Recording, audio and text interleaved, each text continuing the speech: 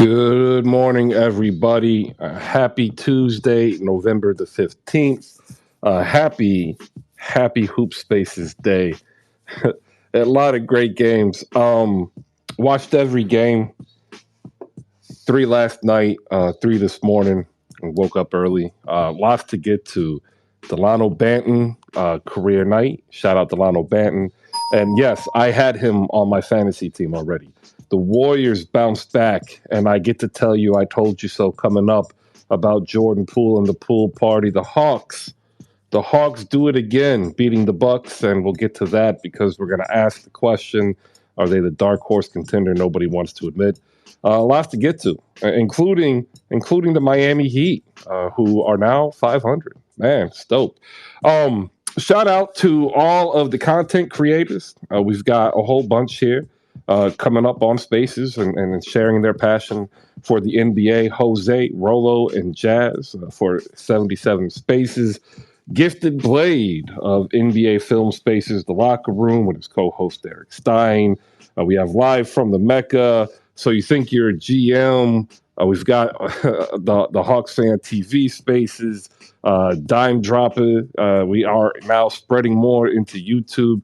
So it's been a hell of a journey. I'll be back in 30 seconds. Appreciate everybody. If you could do us the favor, once I get the tweet up there, like and retweet. Appreciate it. Good morning.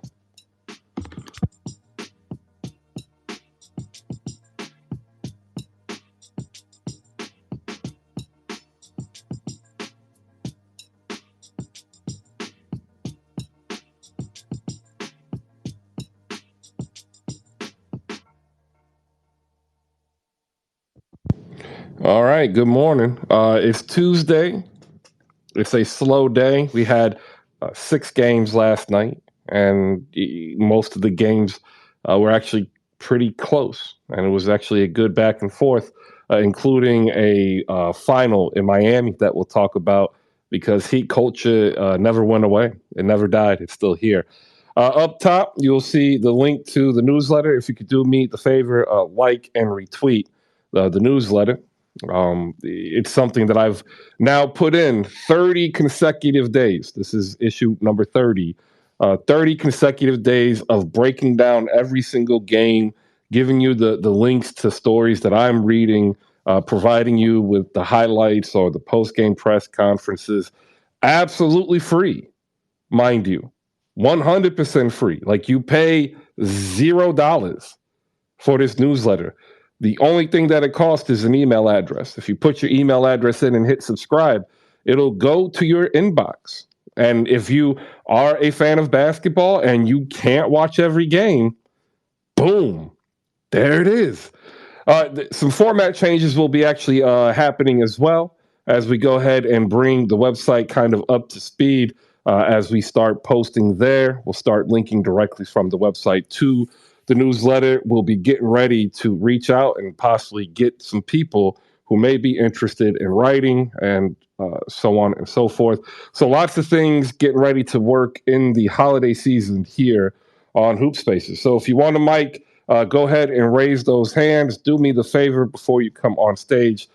Please like and retweet the two non-food takes. Put the review out there and urge your followers to check it out. And then also the show card to get up on stage. And then also I shared this discussion with my son in this picture. Like, y'all don't really like mashed potatoes. And we're going to have that conversation. You really don't. And it's just easier and better for you if you just go ahead and admit this. I knew this was happening before it was happening. Chris, you're right. But I already knew it was coming to him. That's all you got to say. Chris, you were right again. You were right, Chris, about Jordan Poole. Man, he was training all last year and all in the offseason to be a starter, not to come off the bench. It's a hard job. Hard job coming off the bench. It's a different mentality. So what happens when Jordan Poole starts? Ladies and gentlemen, last night, there was a pool party in the Bay. That's right. We'll get there. I love it. Can't wait for Mark to stop by so I can play that again. All right, up on stage, we have Young Heavy, we have JC on Game, we have JFK, we have Micah, but we have scores to get to. First, Toronto beats Detroit, and this is a Toronto team without Pascal Siakam, Fred Van Vliet, or Gary Trent Jr. 115-111 in Detroit. Delano Banton, University of Nebraska product, second round draft pick, phenomenal, 27 points and an array of attributable stats. And I do also want to say I told you so about Delano Banton. If you've been with us all this season in the preseason, you heard me talk about him. I like him so much. He was already on my fantasy team, and I am reaping the benefits of one Delano Banton. Charlotte 112, Orlando 105 in a game that broke an 8-game losing streak. Charlotte looks to right the ship. LaMelo Ball back in his second game. Dude took 15 threes, finished with 17 and 9 as he works his way back. The Boston Celtics and the Oklahoma City Thunder had the most exciting game until Phoenix and Miami. 126, 122. Shea Gilgeous-Alexander is here, and the Thunder aren't tanking. And that tells me that Sam Presti is now ready to move on to phase two of his evil master plan to take control of the NBA. Miami, with Jimmy Butler getting a key block, 113-112, as there was also a missed Cameron Payne layup and a missed three-pointer as time expired. Miami victorious and 500 at 7-7, proving once again heat culture doesn't die. It just takes some time sometimes to get started. But with a great coach in Eric Spoelstra, almost as great, if not as great, if not more great than Doc Rivers, we kind of knew that they would find a way to battle back to at least 500. The Los Angeles Clippers defeated the Houston Rockets, and this is where I get to say I was wrong. I throw myself upon the mercy of the good people of Hoop Spaces. I promised you in the off season that the Houston Rockets would be one of your favorite NBA League Pass teams. I'm sorry. I can't get everything right all the time. But I've been pretty, spot on about the rest of the NBA. But once again, the turnovers, the bad communication, dooms Houston 122-106. And we have to actually start asking ourselves, is Steven Silas going to be gone soon? Like a lot of people say this, oh, they're coaches, you got to give them time. Not anymore. Not in this NBA. You can be gone in 1 year. You can be gone in a year and a half. You can be gone in two. If the ownership doesn't think that you are moving in the right direction, they might think taking time is not the right answer. And then in a game that I actually woke up early, this is why I woke up early, to rewatch part of, the Atlanta Hawks beat the Milwaukee Bucks, and we really need to talk about three things. The defense that they're able to put against the best player on the planet that a lot of people say is Giannis Antetokounmpo. That's legit.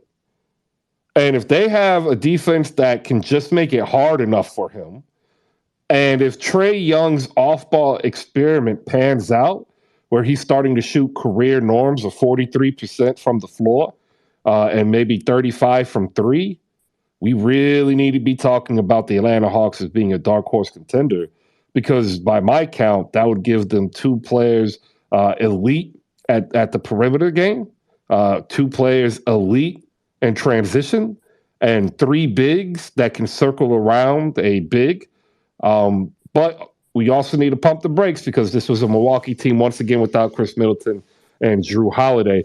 I'm just talking about the individual matchup of Giannis versus the front court and what I project as the best backcourt right now in the Eastern Conference, Trae Young and DeJounte Murray. All right, we're going to go around the room here to get your hellos and your good mornings, and then we'll break into the game. We will start first with the person who hopped into the room first. Good morning, JFK. How are you? Morning, Chris. Doing great. Man, we missed so much of Heat basketball talk. We had three good wins in a row, and I'm here to talk about Heat culture because Even without Tyler Hero, we're getting the job done. And yes, we did have the most exciting game. Shouts out to Idris. There you go. Shout out to Idris. This Tyler Hero story, I think, is going to get some more legs. We'll talk a little bit about it. Up next, we'll go to the person who's number 2 in the room, and that is Micah. Micah, good morning. Good morning to you, Chris. How you doing? I am well. Here, spreading the truth about mashed potatoes, friend. I hear you. I'm just out here outside trying unsuccessfully to stay warm, but still a good morning. Life is good. God is good. And it's a great day to talk hoops. All right, there you So go. there you go. It absolutely is. Young Heavy is with us. Young Heavy, good morning. Good morning, my brother Chris. Shout out to Who Spaces as usual. They need to give you your flowers for Jordan Poole, man. You've been saying it forever. They need to give you your flowers on that because he definitely should be the starter. And last night showed why. And I just wanted to say real quick about Shea Alexander. He's amazing. I want to see him go to a contender though. If he goes to a contender, he can definitely help somebody win a championship. Well, we going to talk about that because Oklahoma City, I think, is going to be a contender far faster than what most people believe. JCon Gaming is with us, host of Mumbo Sauce. JCon, what's up, my man? Shout out to the host, shout out to the speakers and listeners. Today is Tuesday. I'm here to push the nastiest agenda ever. The Hawks will be the 3rd seed in the East. You heard it first from me. The Hawks will be the 3rd seed in the East. I just need you guys to understand that. All right, hey, I'm here to talk about it. Dark horse contender, I think, in Atlanta, despite the fact that they don't have the greatness of Doc Rivers, they only merely have Nate McMillan. Jay the Wakandan, tech support, Supreme is here. Jay, what's up? Good morning, Chris. I'm here once again to push the Free Jabari Smith agenda. I'm also here to tell Miami Heat fans, do not trade for Julius Randle. Instead, you can get Anthony Davis and Kendrick Nunn for the mere package of Kyle Lowry, Duncan Robinson, and Omer Yurtseven. Thank you. Amir is hurt and out long term, so I don't think you're gonna pick that one. You got to tell him. You got to Oh tell no, him no, that, Chris. oh no, You no. gotta I tell him that. definitely want him, and I'm gonna get Garrison Brooks out of the G League. Holla at your boy. All right, we'll see. That's an interesting trade. I think that works. All right. There you go. So we've got the games to talk about. We've got some news and notes to talk about. We're going to go ahead, lead off with the insanity of allowing Tim Hardaway on a mic live during any game. It's like they don't know who this guy is. I can't even be mad at the man. Like, the dude has said outrageous things for years. Like, people automatically went back to his anti-gay comments and like deservedly so. Like, you can bring that up. But the dude has history of just saying off the wall crazy things. And he apologized, rather quickly in what this world is during halftime. So if you haven't seen it, go into the actual newsletter. It's down at the bottom and make your own assessment. I don't believe there was, animosity meant towards anybody, but it was just a poor choice of words. We do not use that as a barometer against his character, but we do say you gotta do better. All right, to the games. We will go to JC on first so he can push this propaganda of the Hawks 3rd seed. We'll hit up JFK, talk to Miami, and we got lots more to come with Young Heavy, Jay the Wakandan, and Micah. JC on, the floor is yours, my man. Before I go anywhere about the games, right, I just want to say really quickly, the NBA is foolish for allowing Tim Hardaway to get a mic during any broadcast. You've got to have worms for brains to think that anything coming out of his mouth out of the last 15 years, to think that in 2022 he wasn't going to say something distasteful. What he said, it was so cringy. You kind of felt it was coming because, let's face it, a lot of these color commentary guys, they want to say something that sounds so snarky or so witty, and he was not trying to be witty. He just wanted to be the first to make a joke that everybody would laugh at, and he didn't care who it offended. So, yeah, I wasn't surprised at that at all. It was terrible. It was distasteful, but it was expected of Tim Hardaway. Let's get to these Hawks team that is fun to watch. I gotta apologize to you Hawks fans. I never thought DeJounte Murray and Trey Young would work. However, not only are they working,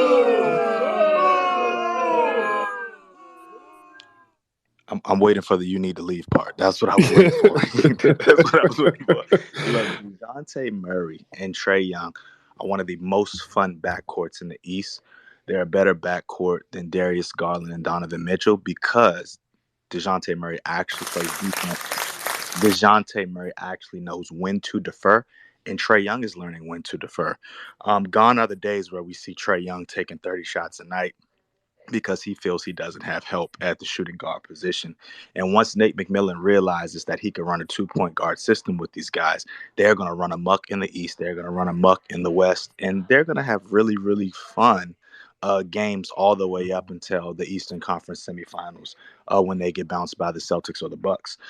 They're almost there. They are almost there, but they're going to be a regular season favorite. I hope that you guys get some tickets to the Atlanta Hawks games as soon as possible before they start running off with their 10-game win streaks here and there, because them tickets prices going to go through the roof. Yeah, so the Hawks, number 3 seed in the East. I loved that game last night. I love the fact that the Hawks are not afraid to run in transition. They're not afraid to control the tempo. We've never seen the Hawks control tempo before. You Atlanta Hawks fans, you have seen for years that Trey Young has been there. 1 minute you guys are up 14 points. The next minute the game is spiraling away from you guys, and you look like you were never in control of it at all. But DeJounte Murray is one of those guys. He can slow the game down when it needs to be, and he can pick the speed up whenever he needs to be. So once Nate McMillan figures it out, you guys will be good. Or you can always fire him and get a better coach. But I mean, hey, it is what it is. That's all I wanted to say about that, Chris. All right. I tell you what, Doc Rivers' greatness would put the Hawks in contender status, man. Telling you, just by having him on that sideline. If you want something up here for the Hawks, do us the favor, like and retweet the show card and the review. Next up, we'll head over to JFK. JF, good morning. Morning, Chris. Man, I guess I can start with the Tim Hardaway thing. Sometimes we just gotta let people be alone. I don't like having too many comments about what people said or if it's wrong or whatnot, because a lot of people got it wrong with the Kyrie Irving thing. So I'm gonna leave Tim Hardaway alone.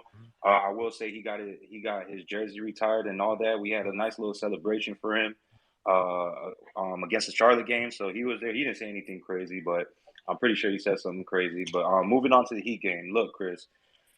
3 games in a row, man. Look, we weren't doing so good at home. We were losing a lot of games at home, and that was based off of our, back-to-back series with certain teams. And we played some tough teams, Chris. But I'll tell you one thing: we're beating the teams that we're not supposed to lose to, and that means the Charlotte Hornets. So if you lose to the Charlotte Hornets and you're not supposed to lose to them, then that's where you can go ahead and question the team. Okay, we've been doing this with no Tyler Hero, and that's literally who's been our main scorer for the whole year. So without him, we saw Point Bam again. We saw Idris come out and have a 30-point game. And to be honest with you, Chris, it's the same thing that he played against the Charlotte. He was just being a lot more assertive when it comes to his offense. And you saw how we were able to do it by, transition. And look, Phoenix is the number 1 defense in the league, and they held a lot of their opponents to under 105 points, and they're shooting 52% from the field goal by halftime. So there was a lot working against us as in the Heat, but we're able to shut all that down. And I think our defense within the final quarter is what propelled us past them. I think when they take Jimmy out, man, that's when you really see it like turn bad for us, because we really don't have an offensive scorer when Jimmy's out. Like, it's kind of just cold. But they usually put him in with 8 minutes to go in the fourth, and we were down 12 points, and that helped us come back and win the game.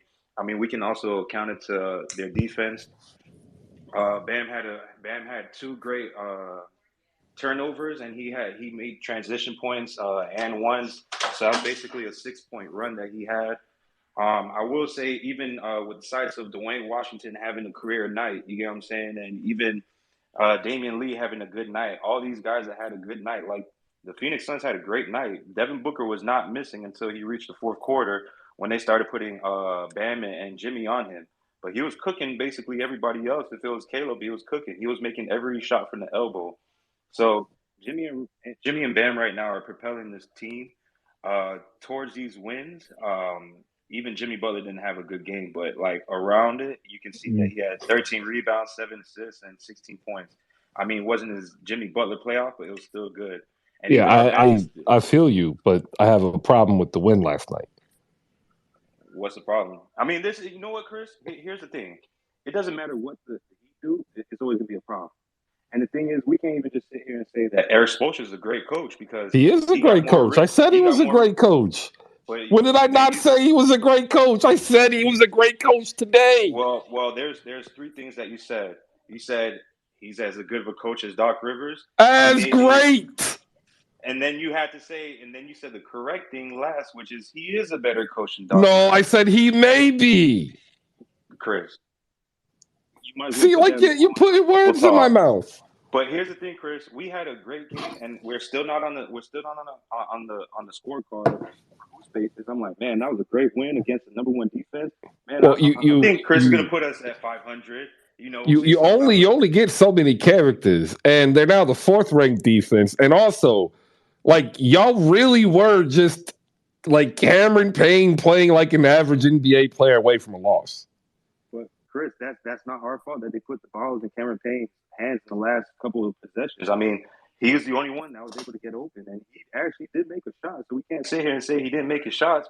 Yeah, he was 4 for 17. He was taking some ugly shots. That's what it was. But and we're also kind of being disingenuous. They took 4 free throws. Y'all took 25.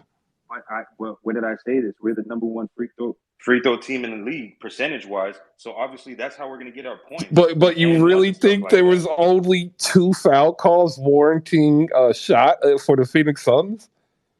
Well, to be honest with Chris, I'm not talking about the refs. I'm talking about the game that was played. I'm talking about how DeAndre Ayton looked pedestrian against Bam Adebayo, and how Bam is actually starting to work well against taller centers. So he may be able to use his quick step. I mean, even when Bismack Biyombo came in, like he was still blowing past him. So that's what I saw. He should. I like it. No, it was a good win, and it was a needed win, right? Like, let's be honest. It's this momentum is what Miami needs. But like my biggest problem is like Cameron Payne was 4 for 17, and if he just makes one shot, we're talking a different story. And then not being able to guard Damian Lee and Dwayne Washington Jr. is a problem. Like they were combined 9 for 15 from deep, and like I'm just you're kind of breaking in and out, like you're far away from your mic. I was saying you're right on everything. You're be realistic. Yeah, you're losing the battle, JF. Can you hear me? I just took off my headphones. I can hear you now. Cool. What I was saying is that you have to understand, like even with all that Damian Lee shooting percentage and Dwayne Washington, we were still able to overcome it by how Max Strus being Max Strus, our bench coming out and doing what they're supposed to do. Basically, Max Strus had 5 points. 5 points, dude. But Max Strus had 5 points. He wasn't Max Strus. He hit a clutch 3 though. Like towards the end of the game. Oh, okay. Game Vincent had 10, Duncan Robinson had 10, and Dwayne Dedmon had 12, and he hit some untimely threes. You get what I'm saying? Like for Max Strus. I was just gonna land my play. I just don't want. Yeah, go ahead. I was gonna say for Max Strus to have 5 points and we still win with only us playing about 8 guys again, and we've been playing 8 guys for the last how many games? Like it's a playoff series. Like you got to give us credit. This is what you call grit. This is what you call toughness, and this is what you call buckling down on defense and stopping somebody and winning the game off of defense and making the shots you're supposed to make when the time is needed. That's all, Chris. It was a great win. All right. Let me ask you a question. Do you trust the Miami Heat? Yes, I always trust the Miami Heat because they have a great coach in Eric Spoelstra, and I trust whatever Pat Riley has for us. because there's a lot of teams that are right. unfortunate that they don't have a good coach like that or a good general manager. And the only thing that's a problem right now is that our arena name might be something crazy that I don't want to be called right now, Chris. That's the only problem I got right now. Yo, if y'all don't know, I'll put it in the newsletter tomorrow. The FTX crypto company went belly up because the owner over leveraged. There's billions of dollars missing and all this stuff. And then there's several names that might be popping up for your new naming for arena naming in Miami. One of them is going to be like you just can't do. Looks like I was about to go to him, but it looks like Young Heavy dropped out with a phone Chris, call. I just Go want to say ahead, this last thing. They might just call it the BBL Center if they really get that Oh, Jordan. jeez. Low hanging fruit will give you a point. There's actually also an interesting business side to this. I've been going through some stories written by some business writers, how these deals are structured. And the interesting part is like they took 20 million up front. And like this is the cycle. They get these unproven companies who are willing to pay a larger payment up front and then a smaller payment on the back end.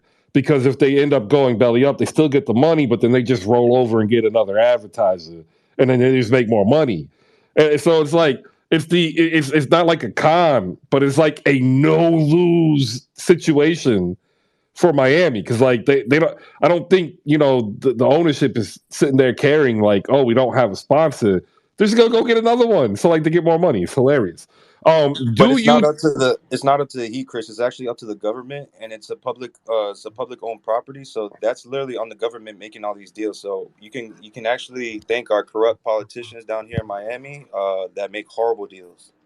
Well, I know, but they use like the negotiation is still a 3-way negotiation, right? Like even though the arena is owned by the city, it's still ran by Mickey. Oh man, I'm gonna mess up the last name. Harrison. The Miami Heat's ownership group, right? So like they still have part of the negotiation. They tend to actually like be the lead generation for these types of deals. This is how they make money. Like it's expensive to own a team. Like it does. It costs money. So this is how they pad their books. Shout outs down below. I want to give a shout out to TJ Kiesel, a dope creator. Catch her on the Kickback on Fridays, talking all things in the business of shoes, in fashion. Also, does a great job keeping you motivated being an adult because like adulting sucks. Like it really does. Like here's my issue, right? My son likes to twist his hair. It's an anxiety reliever. And I had already agreed with him like that I would not cut my hair until he wanted to cut his hair so he didn't feel alone. Like it's been weeks, y'all, and your boy's done. Like I was ready to just chop it off. But like when you come and confront that as an adult, right?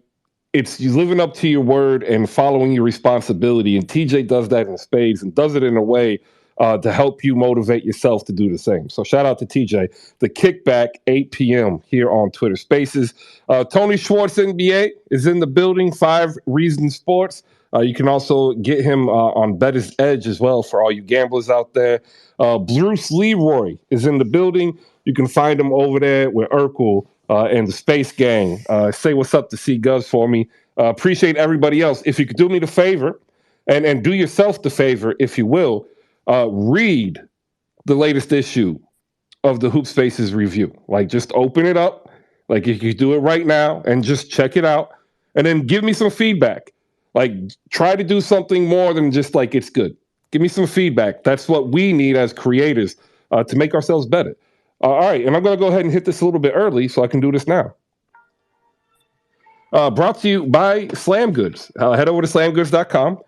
Check out their apparel and collectibles, anything from the Funko bobbleheads to the Rewind series. But today I want to focus on hats because it's cold and you need to get one of those hats that keep your ears warm. And they're also not that expensive. Head over down to slamgoods.com and check out what they have available for you. Use promo code HoopSpaces, save 15% off your entire purchase. And just like that, We are done with that read. Jay the Wakandan Tech Support, you are next, sir. And I know that you have some nasty agendas that you want to continually push. But before you go, I have a question. Are you ready? Yeah, let's go. What's happening? Did you see the Bowl Express last night? Unfortunately, I didn't. I had a engagement to attend as an adult, and you just said adulting sucks, and it's definitely the first game I'm gonna watch um, today. I don't know when or I don't know how, but I'm definitely gonna watch it because Bobo is the most exciting non-contending player outside of SGA in the league. Oh, it is glorious TV. And ladies and gentlemen, I put it up there. It is now the latest tweet. The Bowl Express has left the station. If you did not purchase your ticket, too bad. You missed out. He went coast to coast with the Euro step layup. Like, it is unreal what this guy has been doing with Paolo Banchero out for the Orlando Magic. And they played last night 112-105, the Hornets over the Magic. I'll get into that a little bit later. But up next, Jay the Wakandan, your take for last night. Chris, I just wanted to ride shotgun on your agenda that DeJounte Murray is a better player. Not better talent, not better shooter, but better player than Trae Young.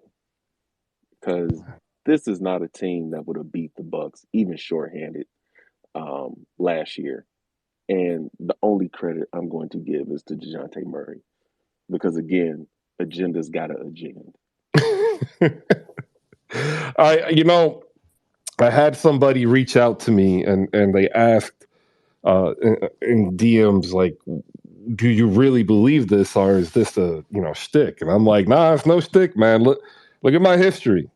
Like I truly do actually believe that DeJounte Murray is the better player because he impacts more facets of the game as opposed to Trae Young, who's elite on one side and becoming self-sufficient on the other, right? So when I look at basketball, I see a more complete game, especially now in Atlanta, where he's in a more free and player-based offense as opposed to what was in San Antonio. And I think what you see is really kind of what I saw people like Jamal Crawford was talking about when he was coming out of Washington, right? Because when he was coming out of Washington, people are saying, "Oh, he's just an athletic combo guard. Maybe he can run point. He'll be fantastic on defense, but he's got a shot that leaves a lot to be desired," and that's kind of why he fell. But if you happen to see him just play, you never had that problem when you watched him play. It was just always with the scouting reports and whatnot. But in actual games, he was phenomenal and always the best player on the court until he got to San Antonio, where the offense just really wasn't really geared to what he is best at. But hey, like, I'm here for it. If you don't believe me, you want to come at me, go ahead. It's okay. Appreciate that, Jay. What else you got? I want to ask the question just to rile up feathers. Is Dwayne Casey a better coach than Nick Nurse? Because the way the Raptors were celebrating beating Dwayne Casey with another lottery team at his disposal was hilarious. I was highly entertained watching the Pat Bev memes, the championship parade memes, it was just glorious. It was glorious Twitter last night. Shout out to the Raptors fans, especially uh, my nemesis in the EPL, Santa Rosa, the biggest Brentford fan you'll ever find. Um, but yeah, nah, man, that was hilarious. And so I would like to also start an agenda just for giggles, that maybe Dwayne Case is a better coach than Nick Nurse in terms of head to head and talent at their relative disposal. Man, I got it out there for you, Jay. I appreciate the pot stirring. All right, welcome down below to the new people popping through. We're here every Monday through Friday, 10 a.m. Eastern. Around that time, I kind of built myself in a little bit of extra time today because I wanted to catch the NASA release for the Artemis rocket. It's been delayed for 6 weeks, 2 hurricanes, a faulty connecting nozzle. But there's a window tonight between 12:43 a.m. and 3 a.m. So 2 hour window where we can see a nighttime launch off Kennedy Space Center. The world's most powerful rocket ever built, which is supposed to be able to launch, orbit the moon several days, and be able to return. And if successful, will be the third step into a mission to Mars. There you go, your science segment, ladies and gentlemen. If you want more of that Third stuff, step at how many? probably 12, to be honest. Okay. Right? Like, see, you're going, ladies and gentlemen, maybe one day I'll just open up a damn room and talk about science and space stuff. Like, I really now want to talk about it. I want to hijack the show and not talk basketball and just talk about now getting to Mars. Thank you, Jay. All right. Give him an extra point. We're going to go to Micah. Micah, what games you watched last night?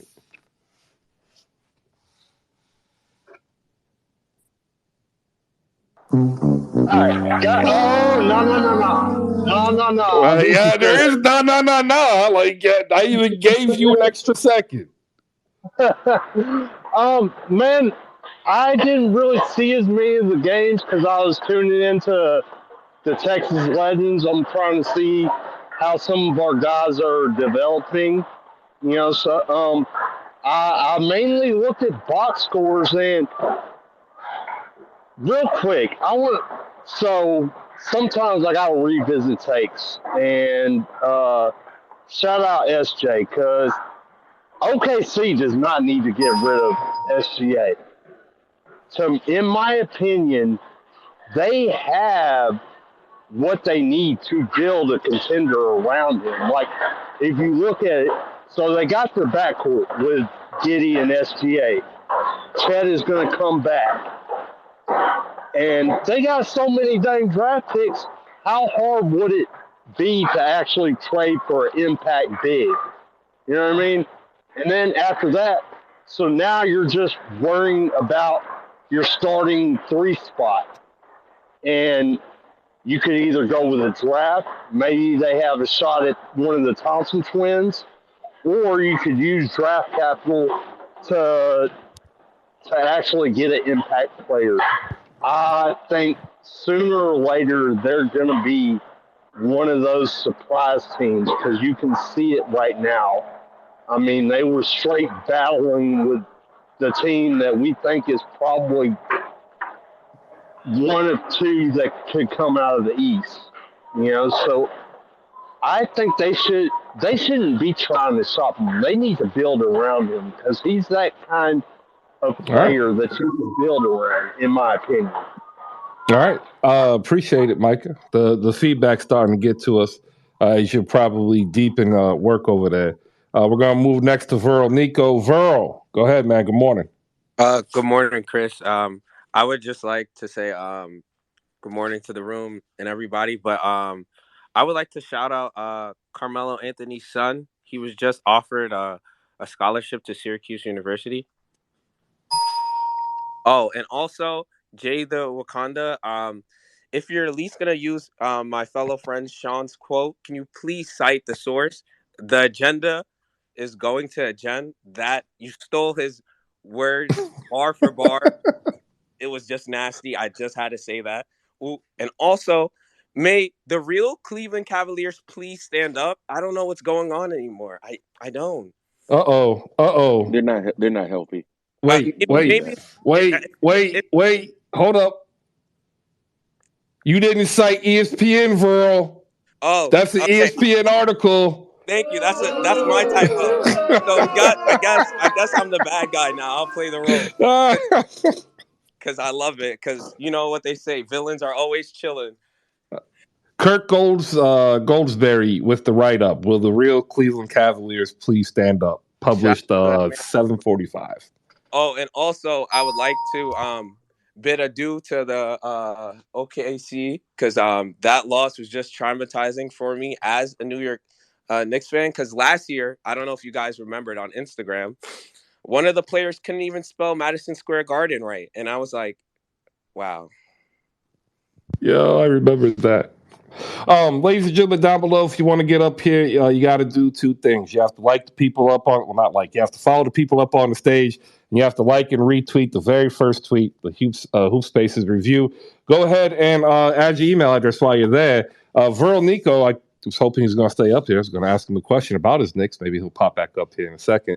Appreciate it. All right, back to Charlotte and Orlando.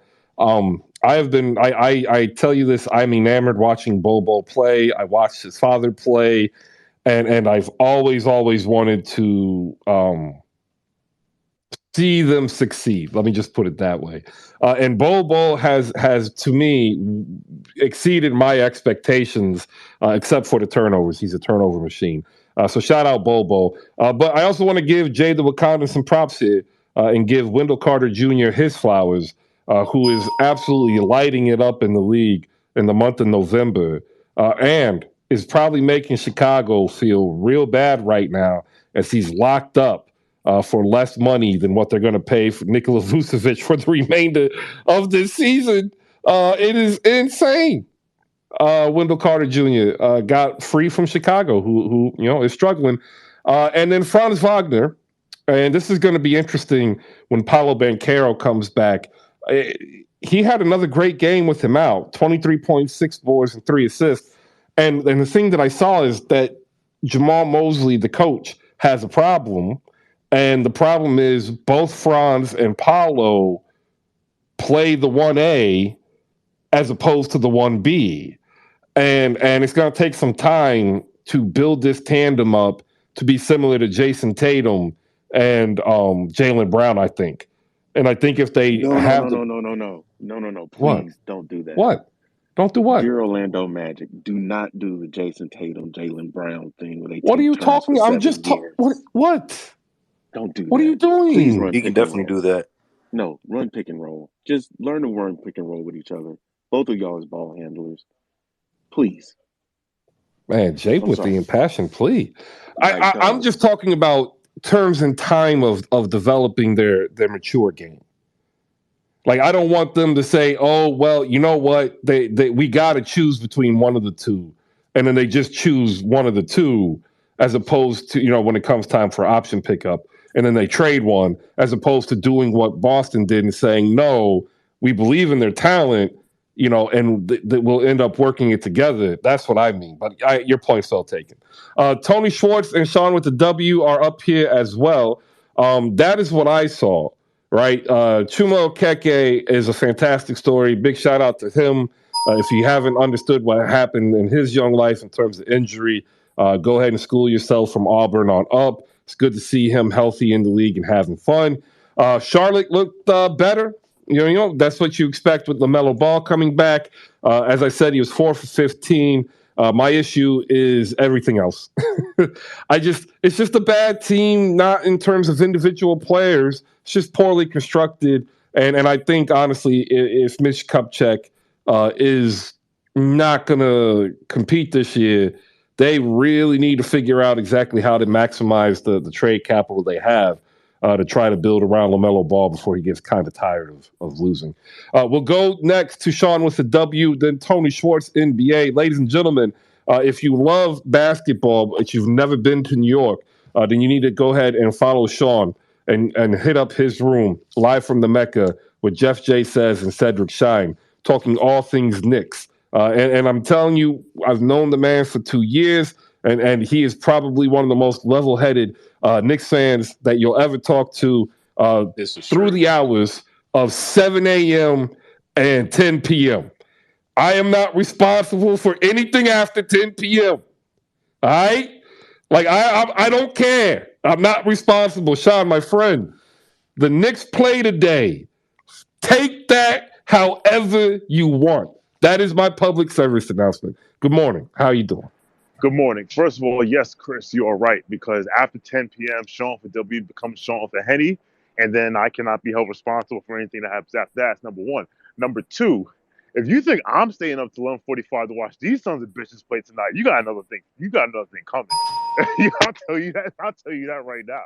Like it's gonna be Donovan Mitchell chants and Julius Randle ISOs at the elbow and getting out rebounded and oh look, Laurie Markin is open again for three. Maybe the head coach should change the coverage and not pack the paint and wall up the paint like it's 2008. But I digress. I actually wanted to say I have not watched as much of the league as I have wanted to so far this year. Um, been busy, obviously with Nick stuff, whatever, yada yada yada. So I'm actually going to probably take some time out to watch. I'm gonna keep an eye tonight on Grizz Pels and then Spurs Trailblazers because I want to see. Although I heard that Lillard's already hurt. Is that the case? Lillard's out. Yeah, he's well. Let me pull it up. He's hurt, but it was one of those things Doctor. that he was listed as questionable. Okay. Well, I wanted to see the Trailblazers how real this is. So I'm gonna keep my eye on that. And the last thing I'll say is tomorrow, 2 p.m., 2:05 p.m. Live from the Mecca, you can hear myself and Cedric Shine lob grenades at each other for about 2 hours about this team that we root for and the foolishness that's going on. And one of the things I'm going to bring up, so here's a little sneak preview. So you've heard it, all of you have heard me say that like a lot more teams are in the middle and are mid than they realize, but certain teams mid looks better. For example, I think Minnesota is mid. Cedric and I disagree. And he's all about, I think Anthony Edwards this, that, and third. And I'm like, the idea of Anthony Edwards is better than Anthony Edwards right now. And he's like, but they got stars, they got this, they got that. So I'm going to tell him why he's wrong and why what he's saying doesn't make any sense. And it's going to get testy. And I love Cedric to death. So it's not going to be like, real, animosity. But if you're not doing anything tomorrow at 2:05 p.m., pull up to Live from the Mecca. You will be entertained. All right, hey, I think you will, as I am. Like New York is a very interesting fan base, and if you have never availed yourself of passionate New Yorkers telling everybody why Tom Thibodeau needs to be fired, it's an experience that I can't really relate to you. You have to experience it yourself. So go ahead and shoot Sean with the W. Will follow 205. Come through, and then get ready to laugh. Jay, your hand is up, and I'm and worried. one more. Yeah, speaking of Jay, I was listening. Shout out to Bro Nico because I was listening when Jada Wakanda completely jacked my shit and ain't giving me no credit for it. And he's lucky I was on the train. I had shitty service. Like Jay, I've known you for God knows how long. Can you give me a credit, a footnote, or something? Jesus Christ. Jay, First of catching all, it. I didn't do it with animosity. Okay, there's no mixtape coming out. I'm not making royalties off of it. Relax. Okay, Michael K was not involved. Relax. Okay. Dang, Michael K. Jay, Bronx High School science. Continue. I think you're getting called out too, Jay, with your hate of Franz and Paulo. I don't hate Franz and Paulo. I said I just don't want them to develop the way Boston developed Jaylen Brown and Jason Tatum, where they were obviously in developmental silos and they never learned a two-man game to play with each other. Um, I think the answer there is, they're both very, very talented, and there's definitely going to be some my turn, your turn, but it can be disguised in a pick and roll where one of them is involved in the pick and roll, right? With Wendell Carter either stretching the floor or in the dunker spot. His utility on offense is a very underrated weapon. Um, I don't know where Jalen Suggs goes. and not in far as franchise. I mean, as his development, like I don't know, are they going to eventually want him to be a 6-man scorer? Are they going to continue with the point bowl experiment into next year? And Burrow Nico is a liar. I'm not stealing all of Sean's stuff. This is slanderous, crazy behavior. He's not a liar. He's not a liar. I said that first in this space. That was me. I got it on tape. Shout out Yeah, to Pro no, Nico. yeah, no. Sean definitely said it first. I never laid claim to that phrase. I never said like I always say agendas must Well, exist. no, we That's just not what I stopped said. we just stopped you and corrected you when you Yeah, said he was a liar. He's not a liar. yeah. So, no, he's a liar. He said something I didn't say. He took it. He's definitely a liar. Like you gonna cause him to come up here and like we Dude, got the, to the see. pause. He thought about it for a second and then Yeah. doubled down. I love that. Love.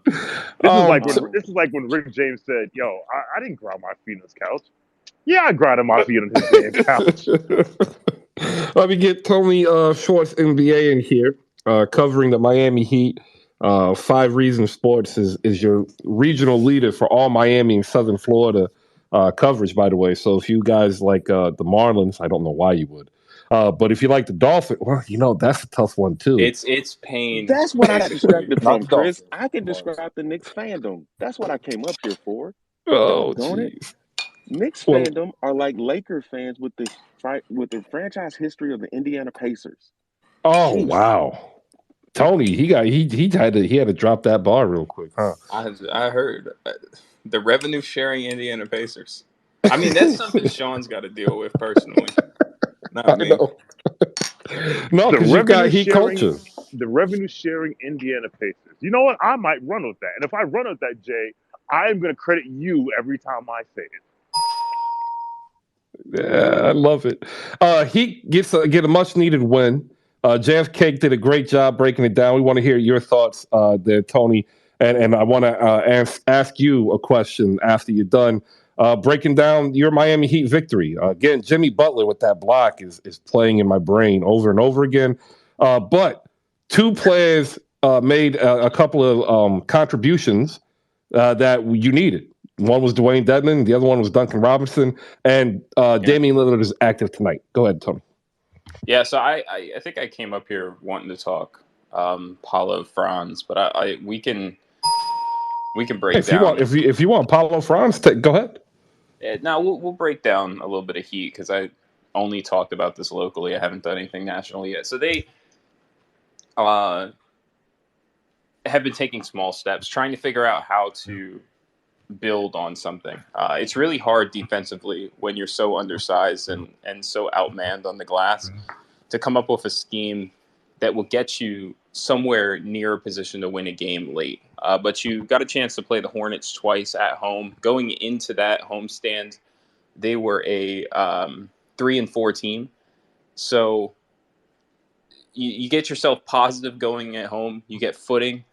Beat a pretty bad team. You had to take them to overtime during the first matchup, which was really fucking disgusting. I still hate that to this day. But then you put your foot on their throat. The next matchup, you come out, you play Phoenix. You're right. The formula has been pretty much the same, Chris. You need your starters to come out and play inspired minutes for 4 quarters.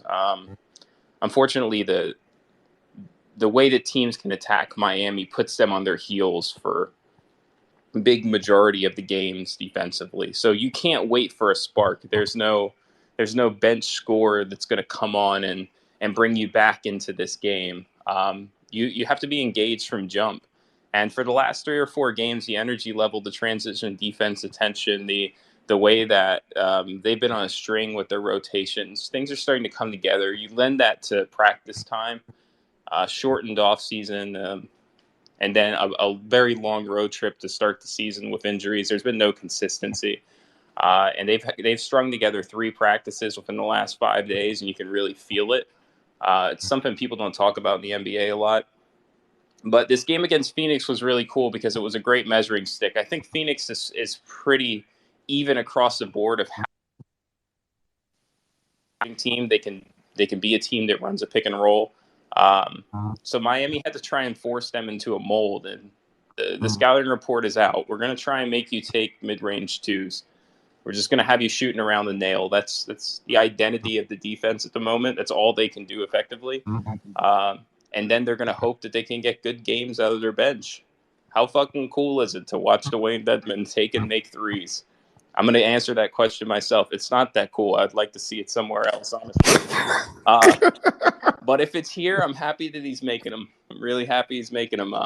Duncan Robinson has his games. He really likes to show out in front of Eddie Johnson, who is just like this perennial hater. I don't know what the fuck is in Eddie Johnson's coffee every morning, but when he plays the Miami Heat, there's an extra shot of espresso in it. So shout out to him, just having an absolute temper tantrum on the broadcast last night. Love that for him. And now they're starting to find repeatable success. They're 6-4 at home. They can do something defensively that gives them a bit of an identity. They can play league average well enough, and then hopefully, with the improvements, to the offensive scheme, going smaller is finally starting to show its value. You go small, you expect to shoot better, you expect to rim attack more, and they haven't been doing that. They've been defying physics, basically, inside of a basketball context, but now it's starting to show itself. Miami Heat can string together some wins and then stay afloat. They went from a 15th seed to a 9th in 2 days. So just to show you the NBA can twist on a dime. All right. And you wanted to bring up something with the Paulo Banchero and Franz discussion in terms of either a two-man game or what you want to see them being done in Orlando. All right, so now I'm going to drop the character. I'm just going to be fucking Tony for a second. All right, look, so here's the deal with this Franz Paulo thing.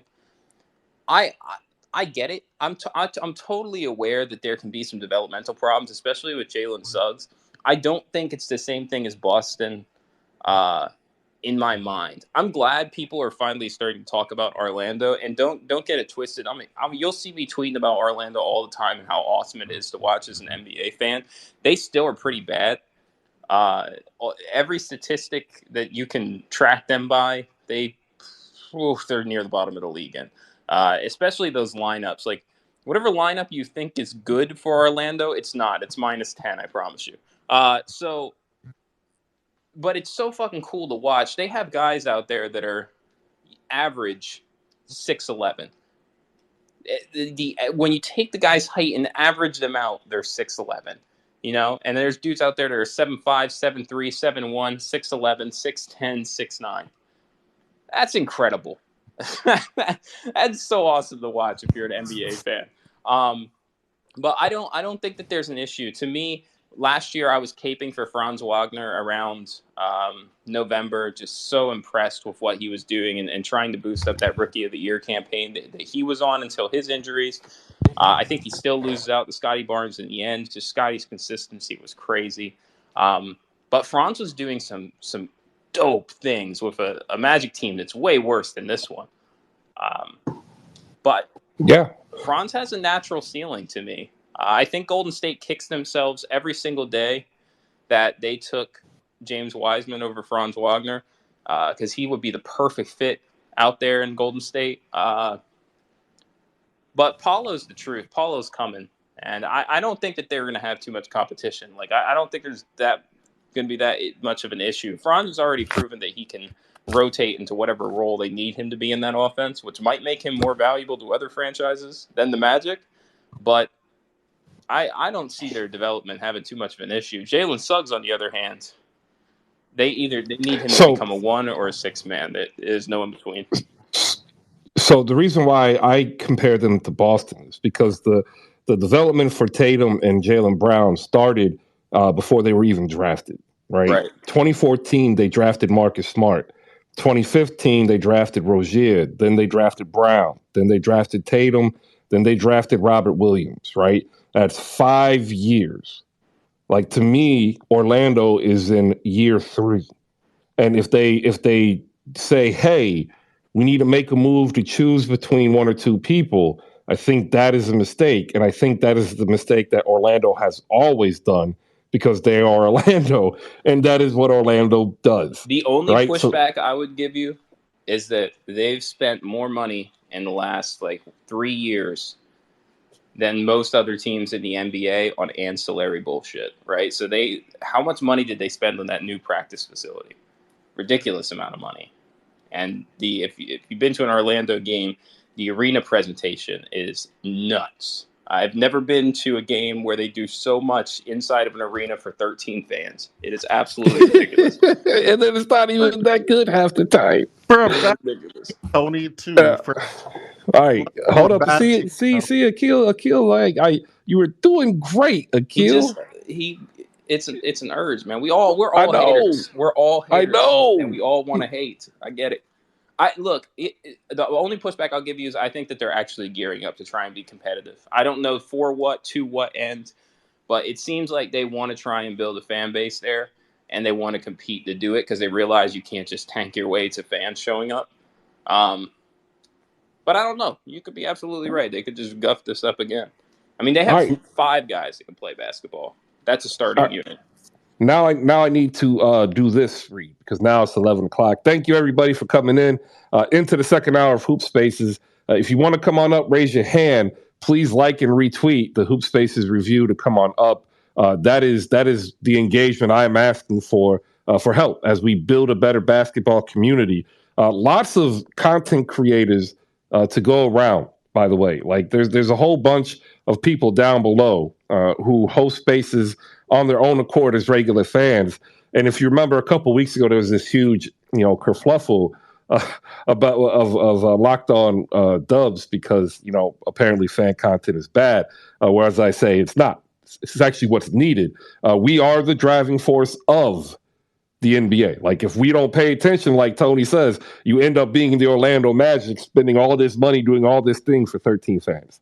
And that's not a recipe for success. And neither is not supporting something that provides value to you, right? So imagine if you were doing something at your job that was valuable, but then your coworkers just kind of threw it under the rug and continued about their day. That's kind of like how I take it when I see some of the same people who come in every day, but they don't like and retweet one thing. I mean, that's all we ask is that one engagement to help us grow.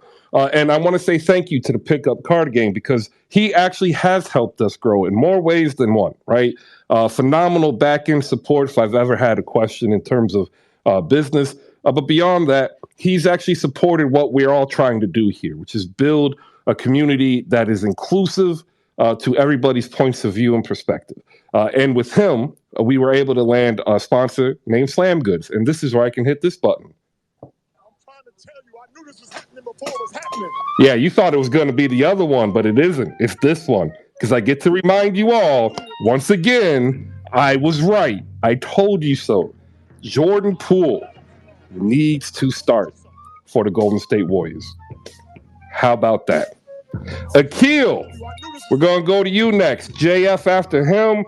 JAW, please like and retweet that tweet. And we got Jeremiah up here. Appreciate everybody.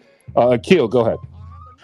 Hey man, I just wanted to say, Tony, you're complaining about being a sports fan. I get to one up you. I'm a Detroit fan.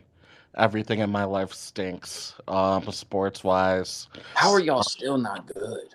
Huh? How are the Pistons still not good? I opened up the show apologizing with the Rockets. I opened up yesterday apologizing for the Pistons. We stink, bro. Like, and it's disgustingly bad how much we stink. I've been pushing nothing but hyping up mid agendas this whole summer for my Pistons, except the one person who's panning out is Jaden Ivey. That kid's tough. He is Jalen tough. Duren's a player too. Oh, Jalen Duren's, yeah, that was killer of a draft, let me tell you. But anyways,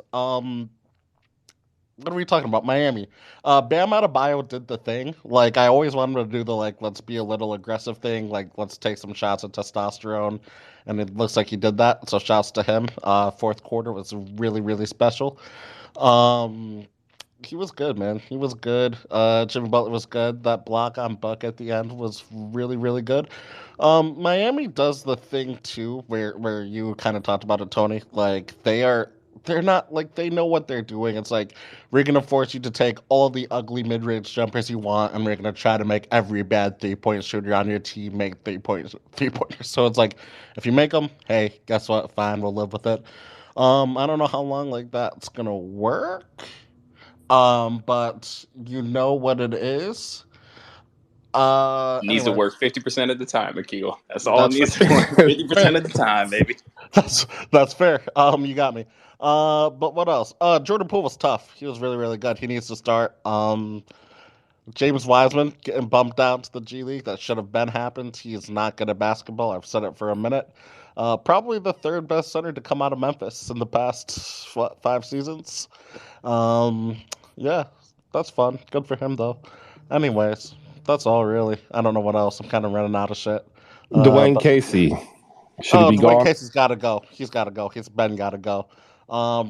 When we get Willie Green to come back home from New Orleans to be our head coach, That ain't happening. it's in my dreams though, Chris. I really do dream of this every single day. It's Willie Green coming home to be the Pistons head coach. Why do we believe the Pistons were going to be good this year? We I didn't think think they Besides were I going knew to Zion. be Sean, I thought they were they're good. going gonna to be doing stink. something. They We should have didn't been think they were doing going to something. stink. Like Oh, they I was top 10 pick. We're gonna be bad, but I heard a lot of Pistons playing buzz this year, and this I was like, why? You heard that from me. You heard that from me. No, you're not. You weren't Tony. You weren't the only one. There's a lot of Pistons might make the play in because they got all these kids, and like, but they're okay. but I they're the thought Pistons. in my mind, I They're thought kids. Isaiah Stewart and Jalen Duren are going to bend defenses in.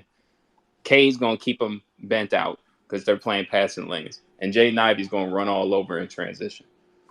Oh None of no, those things played out that way. that was definitely never going to happen. Not with Isaiah Stewart.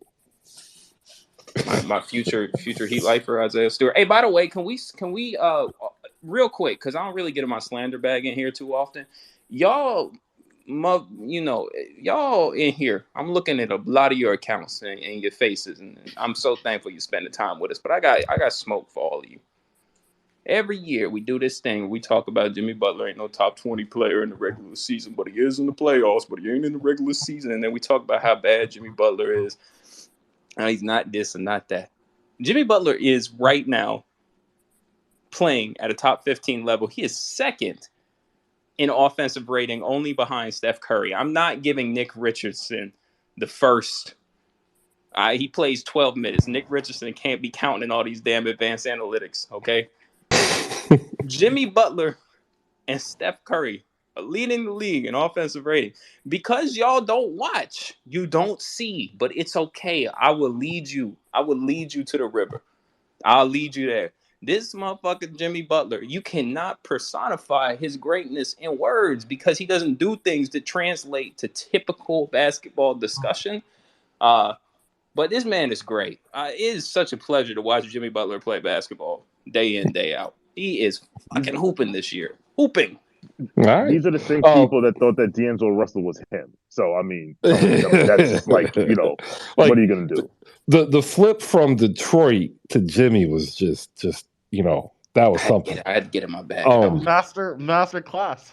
Yeah. JF, go ahead. Then we got JAW, Jeremiah, Jada Wakandan, Micah. We've got Evan Townsend and Sean with a W. JF, 60 seconds. Go.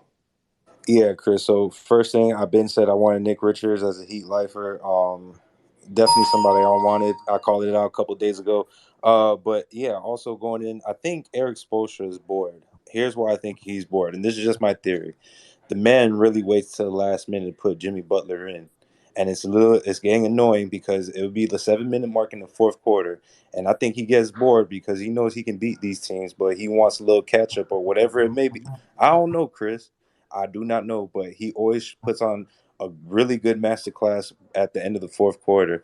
Majority of the time, I'll say 75%. But games like last night make me appreciate Eric Spoelstra a lot more just because of how he set things up and how he solidified that defense.